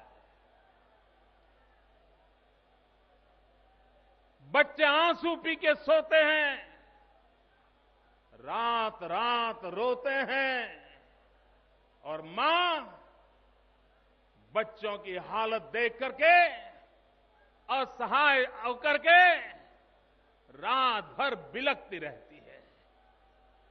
ये सरकार जो गरीब के घर में चूल्हा तक जले, इसकी अगर चिंता न कर सकती हो, और जिस प्रकार से महंगाई बढ़ती चली जा रही है, मित्रों, क्या कभी भैया आपका ये बैनर नीचे रखो, पीछे वालों को दिखता नहीं है। आपका प्यार मुझे मंजूर है, ये बैनर नीचे रखो मित्रों, औरों को क्यों पीछे परेशान करते हो? प्लीज जरा इनको समझाइए जो बैनर ऊपर करके बैठे हैं, जरा नीचे करो भैया, नीचे करो बैनर को। मेरी बात वहां सुनाई देती है? हाँ, नीचे कर दीजिए, पीछे औरों को परेशानी हो रही है। भैया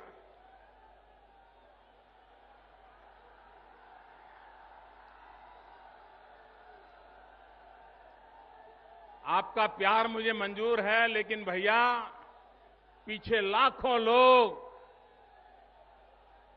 घंटों से तपस्या कर रहे हैं। मित्रों, महंगाई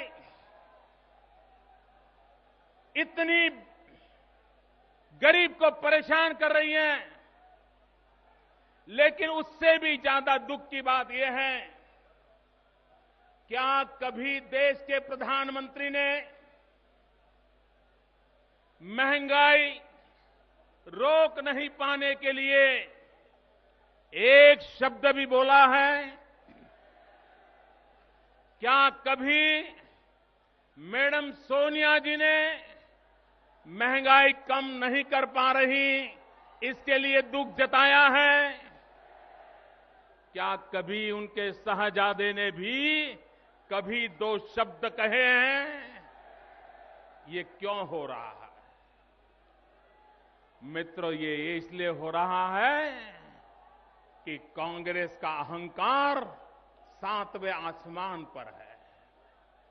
उनको जनता जनार्दन की परवाह नहीं है। वे जनता की आवाज सुनने को तैयार नहीं है।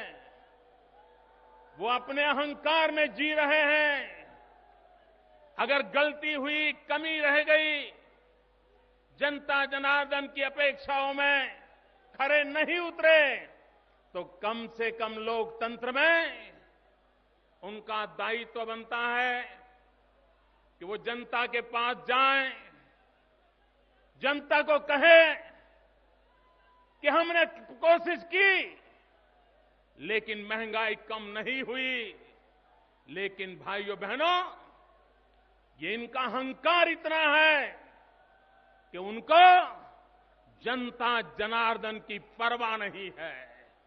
भाइयों बहनों, मैं आपसे सवाल पूछना चाहता हूं, जिनको आपकी परवाह नहीं है, क्या उनकी परवाह करनी चाहिए?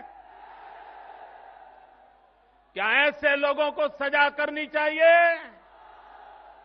और इस चुनाव में ऐसे लोगों को ऐसी सजा करो, ऐसी सजा करो, आने वाले दिनों में सालों तक हिंदुस्तान की जनता के साथ ऐसी बेवफाई करने की हिम्मत इस देश का कोई भी दल न कर सके।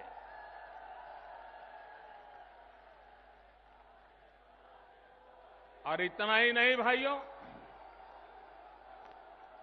उनके जो साथी दल हैं,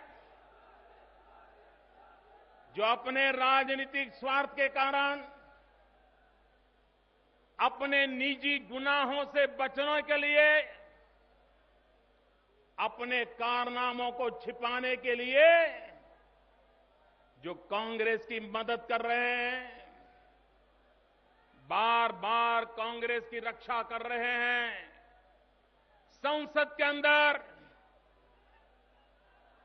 भाषण एक करते हैं, लेकिन पिछले दरवाजे से इस सरकार को बचाने का जिन्होंने पाप किया है, वे भी उतने ही गुनहगार हैं, और वो गुनहगार आपके उत्तर प्रदेश में भी बैठे हुए हैं।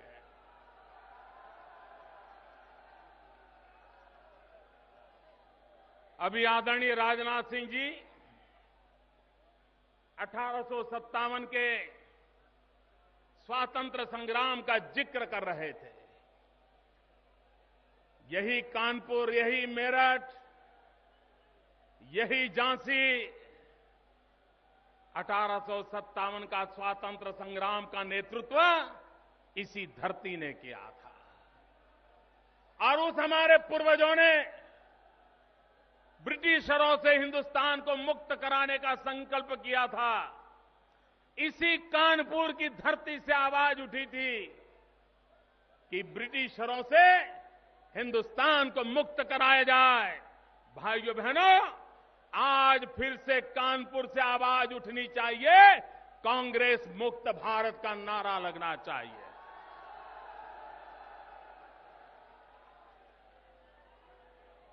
वो स्वराज्य की लड़ाई थी, ये सुराज्य की लड़ाई है। 60 साल से देश सुराज्य के लिए, गुड गवर्नेंस के लिए, अच्छे शासन के लिए इंतजार करता बैठा है। लेकिन भाइयों बहनों,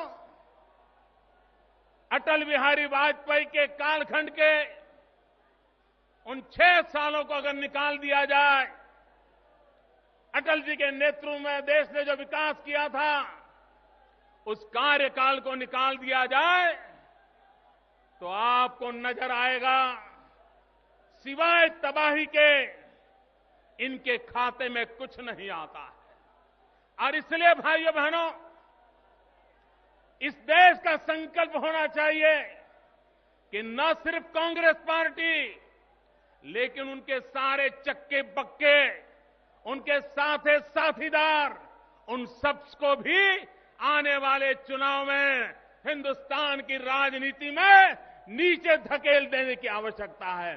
तभी जाकर के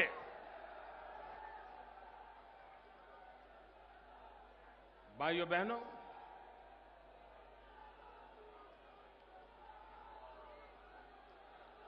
आज उत्तर प्रदेश की कानून व्यवस्था क्या है?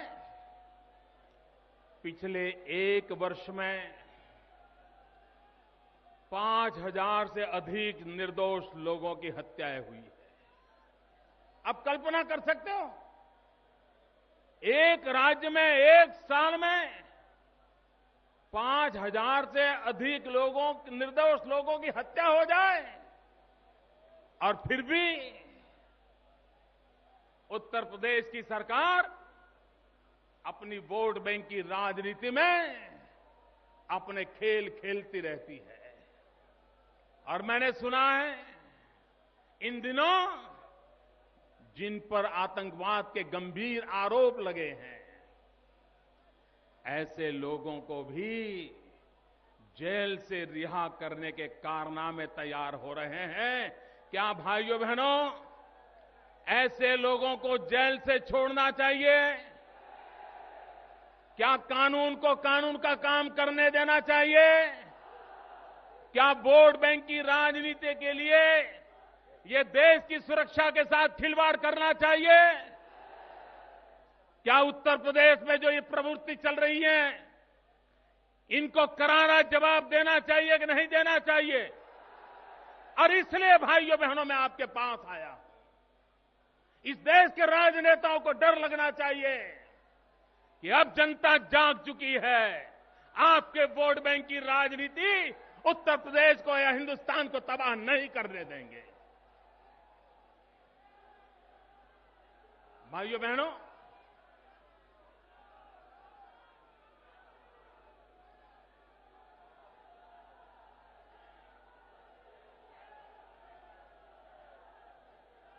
मेरे गुजरात में उत्तर प्रदेश का कोई जिला ऐसा नहीं होगा, कोई तहसील ऐसा नहीं होगा कि जिसके लोग मेरे गुजरात में न रहते हो। आपके यहां से कोई न कोई रिश्तेदार मेरे गुजरात में रहता है, सुख चैन की जिंदगी जीता है। लेकिन भाइयों बहनों, मैं आपसे पूछना चाहता हूं, जो मेरा भाई अपना प्रदेश, अपना गांव, अपनी मां, अपने पिता, अपने यार दोस्त, उनको छोड़ करके गुजरात गया है, क्या उसे अपना गांव, अपनी बिरादरी छोड़ने का आनंद होता है? नहीं होता। क्यों जाना पड़ा? अगर उत्तर प्रदेश का विकास हुआ होता, जिस भूमि ने 8 प्रधानमंत्री दिए, 8 प्रधानमंत्री देने के बावजूद भी, और बड़े बड़े दिग्गज लोग यहां से चुन करके आते हैं, उसके बावजूद भी यहां से लोगों को रोजी रोटी कमाने के लिए सैकड़ों मील दूर गुजरात तक जाना पड़ता है।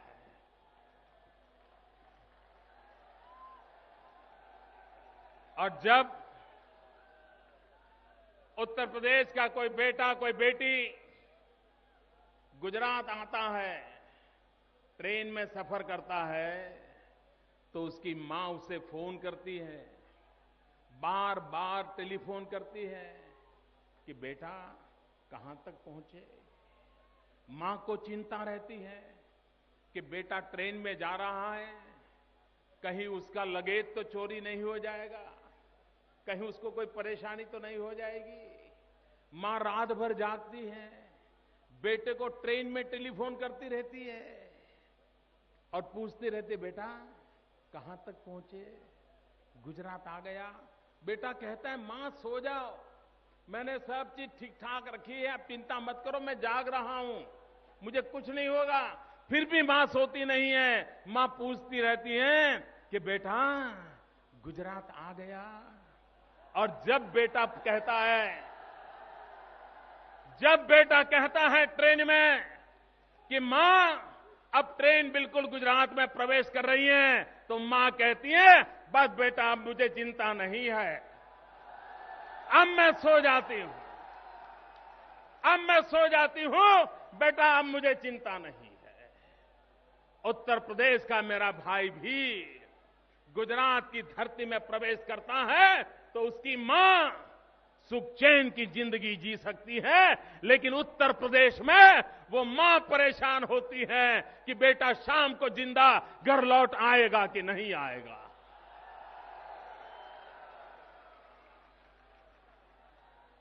क्या आजादी के बाद, इतने सालों के बाद, क्या हम इसी प्रकार की जिंदगी जीने के लिए मजबूर हैं क्या?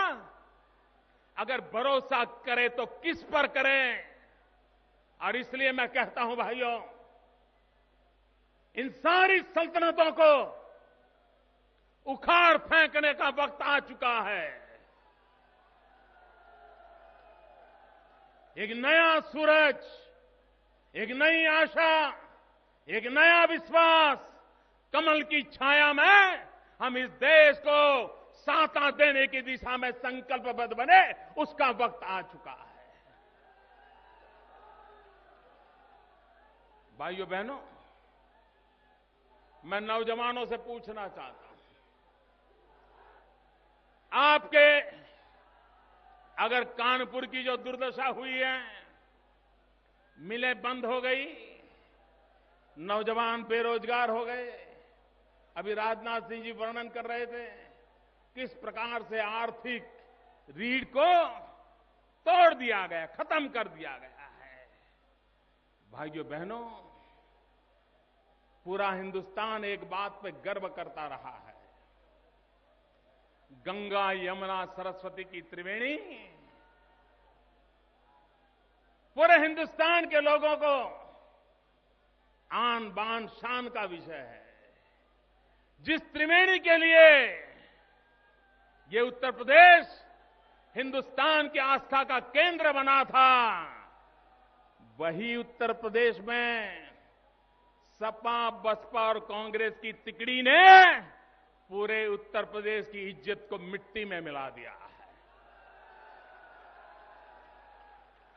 और जब तक ये तिकड़ी है, तब तक गंगा यमुना सरस्वती की त्रिवेणी की जो गौरवगान होता था, वो दोबारा प्राप्त होना संभव नहीं है। इसलिए ये तिकड़ी रूपी जो ग्रहण लगा है उत्तर प्रदेश पर, उस ग्रहण से उत्तर प्रदेश को मुक्त कराने की आवश्यकता है।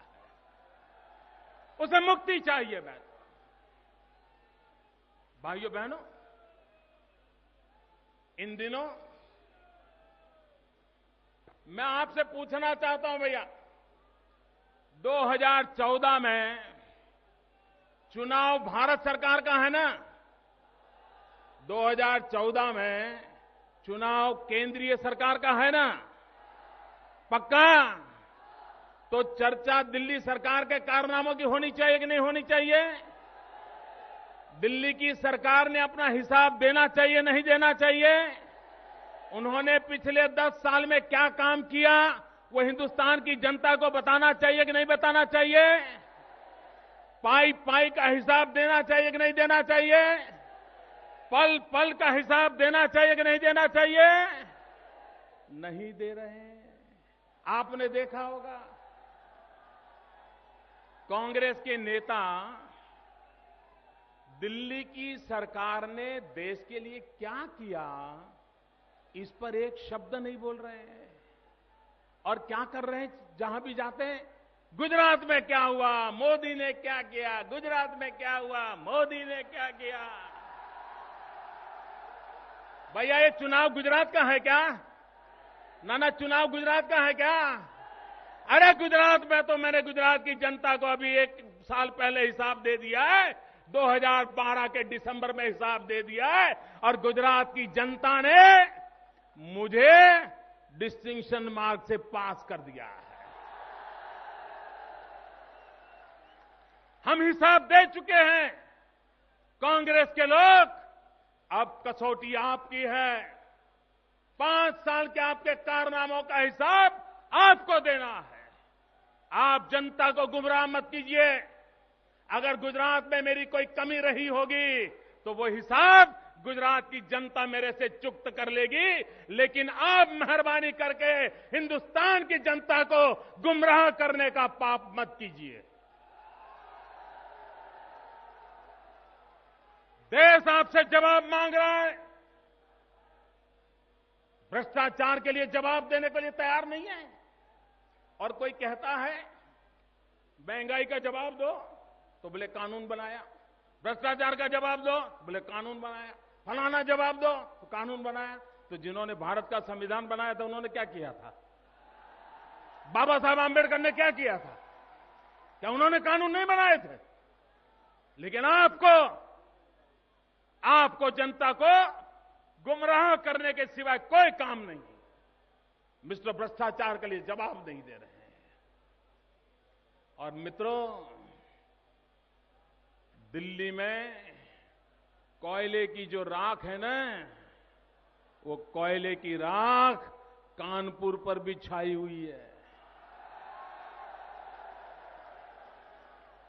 ये कानपुर में जो पॉल्यूशन है ना, ये पॉल्यूशन दिल्ली की कोयले की राख का है। आप कल्पना कर सकते हैं मित्रों, इतनी बड़ी सरकार और भारत सरकार का एक अफसर कह रहा है, वो कहता है अगर मैं मुजरिम हूं तो नंबर 1 मुजरिम प्रधानमंत्री है।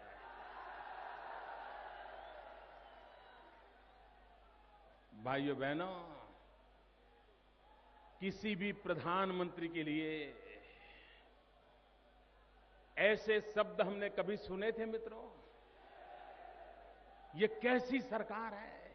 और सुप्रीम कोर्ट में जाकर के कह रही है फाइल खो गई है। अरे मित्रों, फाइल ही नहीं, दिल्ली में तो पूरी सरकार खो गई है। कहीं पर ये सरकार नजर नहीं आ रही है।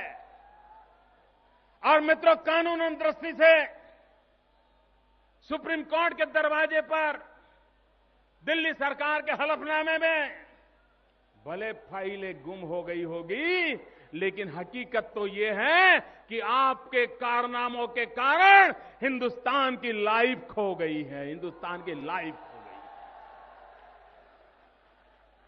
कानून के दायरे में फाइल होगी, लेकिन हिंदुस्तान के जनजीवन के लिए आपने हमारी फाइल नहीं, हमारी लाइफ खो दी है। हमारे सपनों को चूर चूर कर दिया है। और इसलिए भाइयों बहनों, कांग्रेस पार्टी हो या उनके साथी दल हो, चाहे वो सपा हो चाहे बसपा हो, और इसलिए भाइयों बहनों, समय की मांग है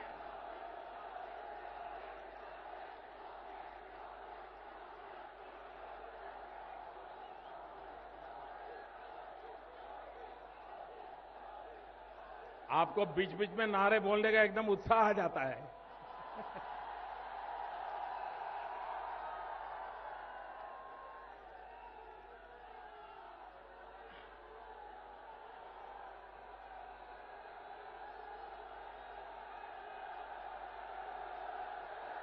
मित्रों, हमारा गांव, हमारा गरीब, हमारा किसान कांग्रेस के लिए ये सिर्फ मजाक का विषय बन गया है। आप देखिए, कांग्रेस के नेताओं की भाषा देखिए। वो शाहजादे कहते हैं कि गरीबी बरीबी कुछ नहीं होता है। आप हैरान हो जाओगे दोस्तों, ये कांग्रेस के नेता क्या बोल रहे हैं। वो कहते हैं ये गरीबी बरीबी कुछ नहीं होता है, ये तो सिर्फ मन की अवस्था होती है, स्टेट ऑफ माइंड।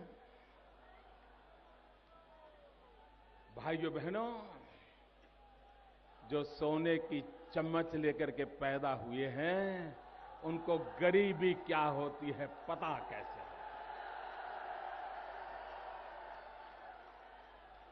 जिनको गरीबी क्या होती है वो देखने के लिए पूरे कैमराओं का पूरा हुजूम लेकर के गरीब की झोपड़ी देखने के लिए जाना पड़ता है। और कैमरा वालों को कहा जाता है इस कोने से फोटो लो, इस कोने से फोटो लो, ताकि दुनिया को पता चले।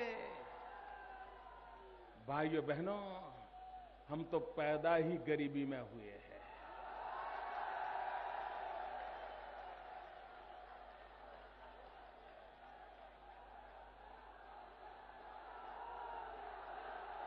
हमने गरीबी को जिया है,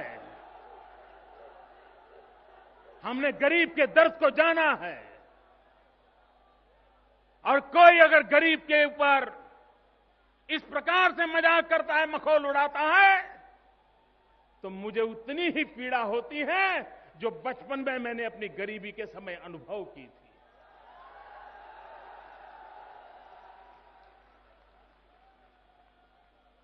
हमारे गांव पर नमक छिड़का जा रहा है। क्या बातें करते हैं।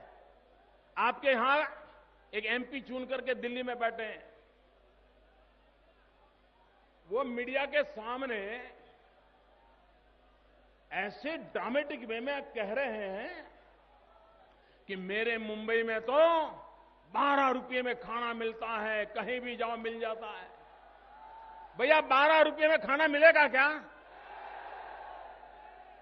ये क्यों गरीबों की मजाक उड़ा रहे हैं? तो एक और आगे चल पड़े, अब तो वो शायद जेल चले गए। उन्होंने कहा 5 रुपये में खाना मिलता है। इतना ही नहीं, प्लानिंग कमीशन जिसके अध्यक्ष भारत के अर्थशास्त्री प्रधानमंत्री जी बैठे हैं, वो कहते हैं कि अगर गांव में अगर किसी परिवार की इनकम 26 रुपया है तो वो गरीब नहीं है, और शहर में किसी परिवार की इनकम अगर 32 रुपया है तो गरीब नहीं है। क्या भाइयों बहनों, ये बात आपको मंजूर है? अगर इस प्रकार की बातें करने वाले लोग गरीबों का भला कर सकते हैं, गरीबों के घर में शिक्षा पहुंचा सकते हैं, गरीब के मां बाप बीमार हो तो दवाई पहुंचा सकते हैं, गरीब के बच्चों को शिक्षा चाहिए शिक्षा दे सकते हैं, जिनकी परिभाषा ही ऐसी है, जिनके लिए 26 रुपये की इनकम यानी गरीबी से बाहर आ गया, यही अगर इनकी सोच होगी तो मेरे देश के गरीबों का क्या होगा? भगवान ही उसका मालिक है और कोई उसका बचा नहीं सकता। ये हाल उन्होंने करके रखा है। मित्रों, सरकार किसी भी की क्यों न हो,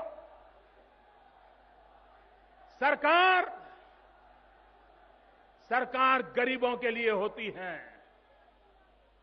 सरकार गरीबों के कल्याण के लिए होती है, सरकार गरीबों के दुख बांटने के लिए होती है। कोई सरकार अमीरों के जेब में नहीं होनी चाहिए, सरकार अमीरों के लिए नहीं होनी चाहिए, सरकार गरीबों के लिए होनी चाहिए। लेकिन इनको गरीबों की परवाह नहीं है। इतना ही नहीं, इन दिनों वो फूड सिक्योरिटी बिल का ढोल पीट रहे हैं। मित्रों, उसमें जो अनाज देने की बात कही है ना, ये जो मध्याह्न भोजन में मिड डे मील में एक छोटे बालक को जितना अनाज मिलता है, उससे भी कम अनाज बड़ी उम्र वालों को देने का कानून बनाया है। अब ये भूखा रखने का कानून है कि पेट भरने का कानून? क्या ये भूखा रखने वाले कानून बनाने वालों को अब भूखा रखने का समय आया है कि नहीं आया है? और इसलिए उनकी सत्ता भूख मिटनी नहीं चाहिए मित्रों, उनको सत्ता से बेदखल कर देना चाहिए और तब जाकर के उनको समझ आएगा कि गरीब की भूख क्या होती है।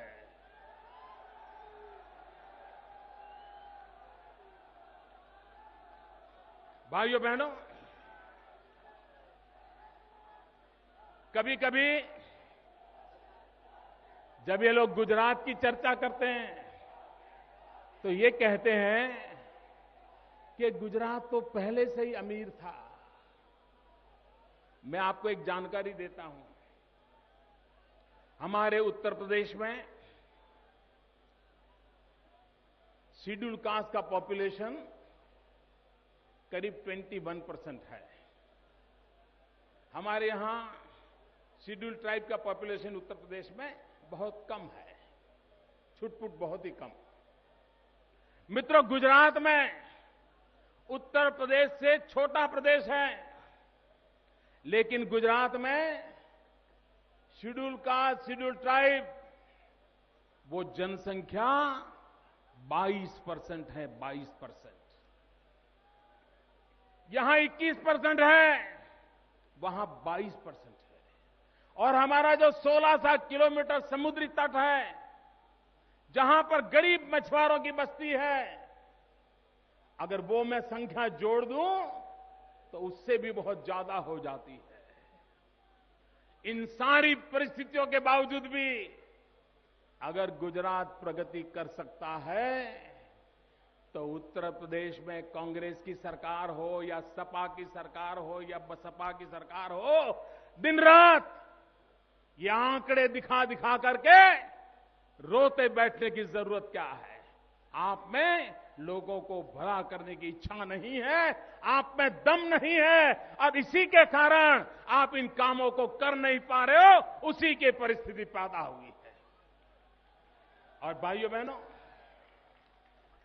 कांग्रेस पार्टी जब भी संकट में आती है, कोई भी बात कहो तो एक मंत्र पकड़ करके बैठ जाती है बचने के लिए, लोग समझे या न समझे। लेकिन चुनाव जीतने के लिए उनके पास एक ही जड़ी बूटी है, और वो जड़ी बूटी है वोट बैंक की राजनीति। और इसलिए आए दिन सेकुलरिज्म के मंत्र गा करके लोगों को बांटने का काम करते हैं। भाइयों बहनों, हम भारतीय जनता पार्टी के लोग संकल्पबद्ध हैं। हमारा मंत्र है, हम चाहते हैं देश की भलाई के लिए हिंदू अच्छा हिंदू बने, मुसलमान अच्छा मुसलमान बने, ईसाई अच्छा ईसाई बने, बौद्ध अच्छा बौद्ध बने, सिख अच्छा सिख बने, और हम सब मिलकर के भारत मां को अच्छा बनाने का काम करें, ये हमारी सोच है।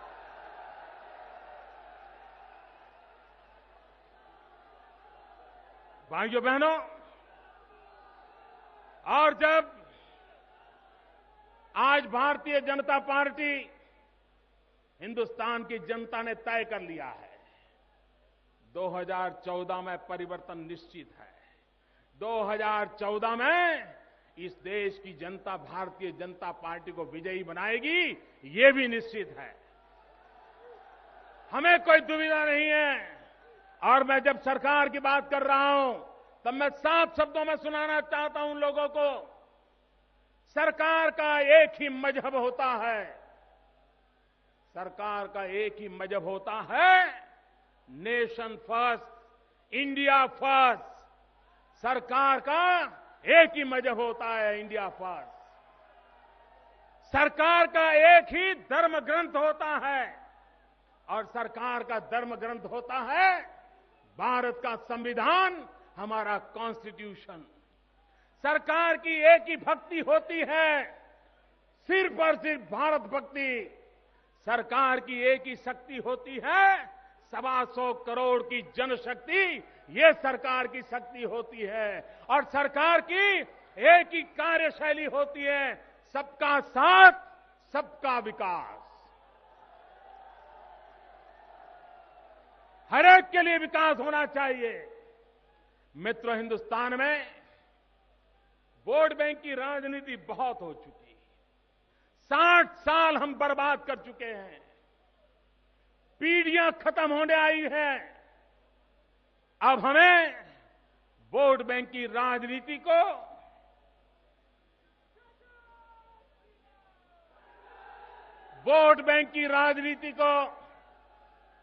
सदा सर्वदा के लिए दफनाना होगा और हमें विकास की राजनीति पर चलना पड़ेगा। भाइयों बहनों, हम इस चुनाव में विकास के मुद्दे लेकर के आपका समर्थन चाहते हैं।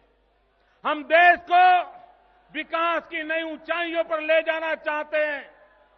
हम देश को विकास की राह पर ले जाना चाहते हैं।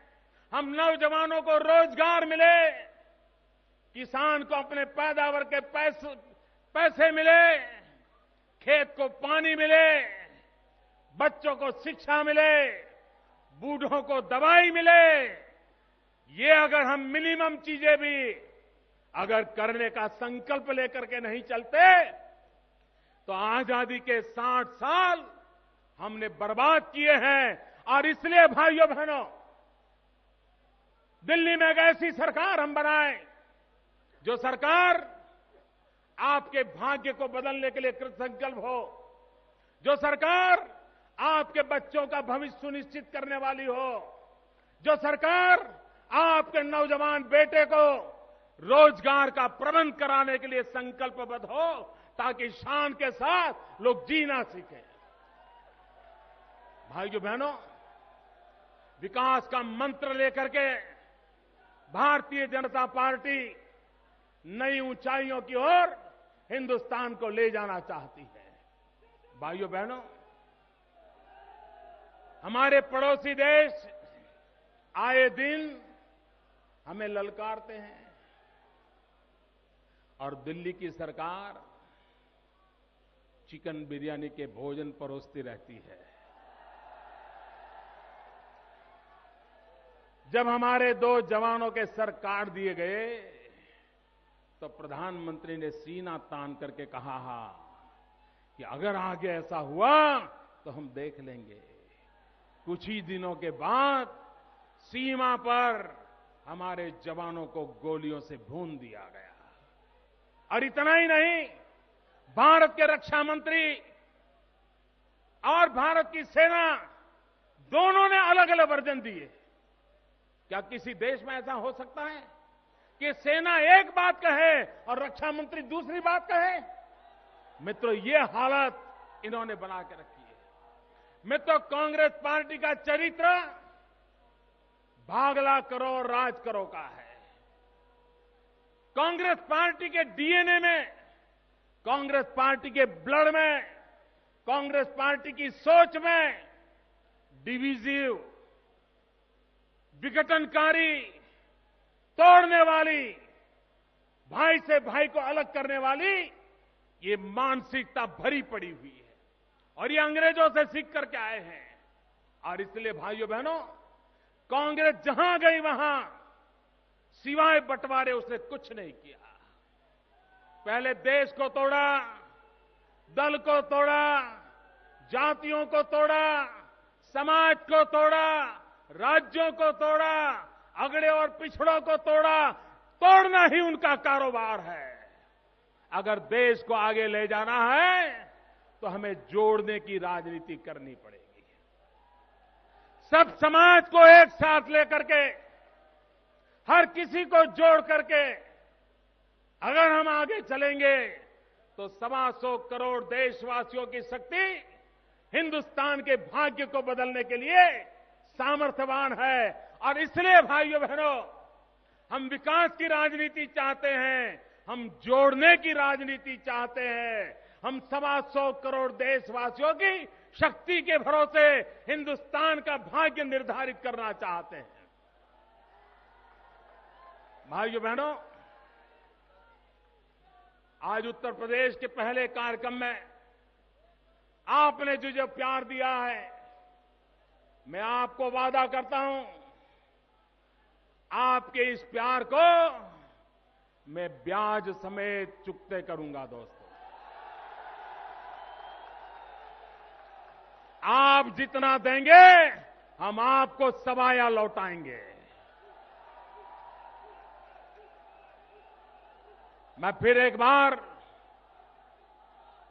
कानपुर के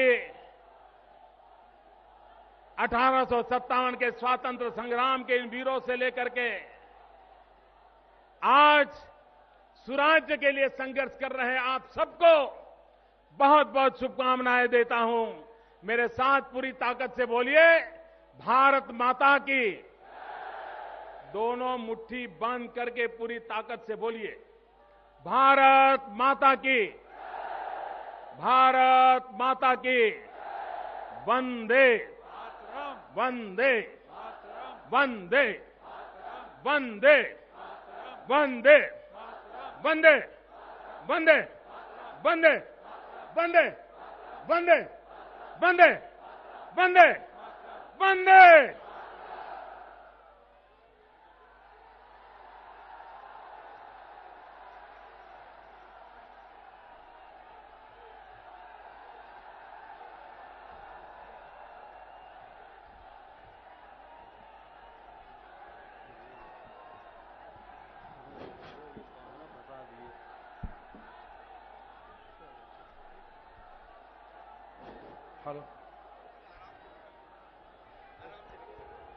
यहाँ पर उपस्थित सभी हमारे सम्मानित नागरिकों को बहुत बहुत धन्यवाद। कानपुर महानगर की तरफ से, कानपुर क्षेत्र की तरफ से, उत्तर प्रदेश भारतीय जनता पार्टी की तरफ से आप सबका आभार। सभी लोगों से आग्रह है कि बहुत आराम से निकलेंगे। ये अपार लोगों का समूह बहुत ही आराम से एक तरफ से निकले। आप सब लोगों को इतने दिनों से भारतीय जनता पार्टी के कार्यकर्ताओं के साथ आम जनता ने जो ये अपार इसमें और सहयोग दिया, उसके लिए बहुत बहुत धन्यवाद। आराम से निकलना है। ये जो आगे हैं कार्यकर्ता भी रुके रहेंगे और बहुत धीमे गति से रुक करके धीरे धीरे निकलना है। सभी अपने सुरक्षा में लगे कार्यकर्ताओं से जो बाउंड्री की बैरिकेटिंग है उसको कृपया सब गेट खोल देंगे, बैरिकेटिंग भी खोल देंगे। इस साइड से भी जो बैरिकेटिंग है इसको भी खोल देंगे और बाकी बहुत धीमे धीमे निकलना है मित्रों, धीरे धीरे। चिंता करने की बात नहीं, धीरे धीरे निकलना है, अपने स्थान पर पहुंचना है, बहुत आराम से निकलना है। सड़क एक है, बड़ी संख्या में आप सब हैं, इसलिए आराम से निकला। में रुके रहो। कैसेट चालू कर दो भारत माता जी का, कैसेट चालू कर दो कोई गीत, और बहुत धीमे से, बहुत धीमे धीमे। बहुत बहुत धन्यवाद। भीड़ काफी है, धीरे धीरे निकलने का कष्ट करें। जनपद कानपुर पुलिस की अपील है कि कृपया धीरे से आराम से निकलें, कृपया धीरे से निकलें। भीड़ काफी है, कृपया भीड़ होने के धीमे धीमे। ये भी गेट खुला है इस साइड से, जो इस साइड से है, जो इस रोड पर आ जाएंगे जस्ट पीछे, जिस पे माननीय मोदी जी जिधर से निकलेंगे, ये वाला उस साइड से होते हुए, उस साइड से निकलते हुए उस मैदान में चले जाएं। और आप सब भी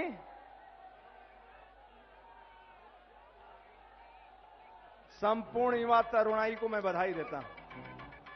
आराम से निकलिए, आराम से। मीडिया के भी बंधु अभी रुके रहेंगे, धीरे धीरे निकलेंगे। एक बार भीड़ निकल जाने दीजिए। सभी मीडिया के बंधु से आग्रह करूंगा कि अभी रुके रहेंगे, व्यवस्था में लगे कार्यकर्ता सभी लोग रुके रहेंगे। जब तक सभी लोग निकल न जाएं, सभी कार्यकर्ता रुके रहेंगे। माननीय बालचंद जी ने जोरदार संचालन किया है, इसलिए उनको भी हृदय से बधाई अभिनंदन देता हूं। उनके नेतृत्व में क्षेत्र की सफल रैली हुई है, इसलिए माननीय बालचंद जी पूर्व मंत्री। दौड़ना नहीं है, दौड़ना बिल्कुल नहीं मेरे मित्र, दौड़ना बिल्कुल नहीं है। सड़क केवल एक है निकलने का, इसलिए रुके रहो, रुक जाओ अपने स्थान पर, धीरे से निकलेंगे। धीरे धीरे निकलो, धीरे धीरे निकलो, अपने स्थान पर रुक जाओ, आराम से जाना है, रुके रहो आराम से। कृपया जनपद बलरामपुर कानपुर की अपील है कि कृपया आराम से निकले, धीरे धीरे निकलिए।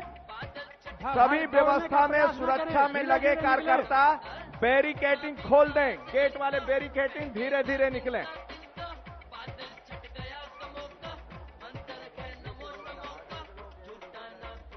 आगे लोग रुके रहें, माननीय पचौरी जी आग्रह कर रहे हैं, सब लोग आगे के रुके रहें। अभी आगे रुके रहें, थोड़ा धीमे धीमे निकलना। मीडिया के बंधु, आईटी के बंधु, ये अभी रुके रहेंगे, अभी निकले ना। कृपया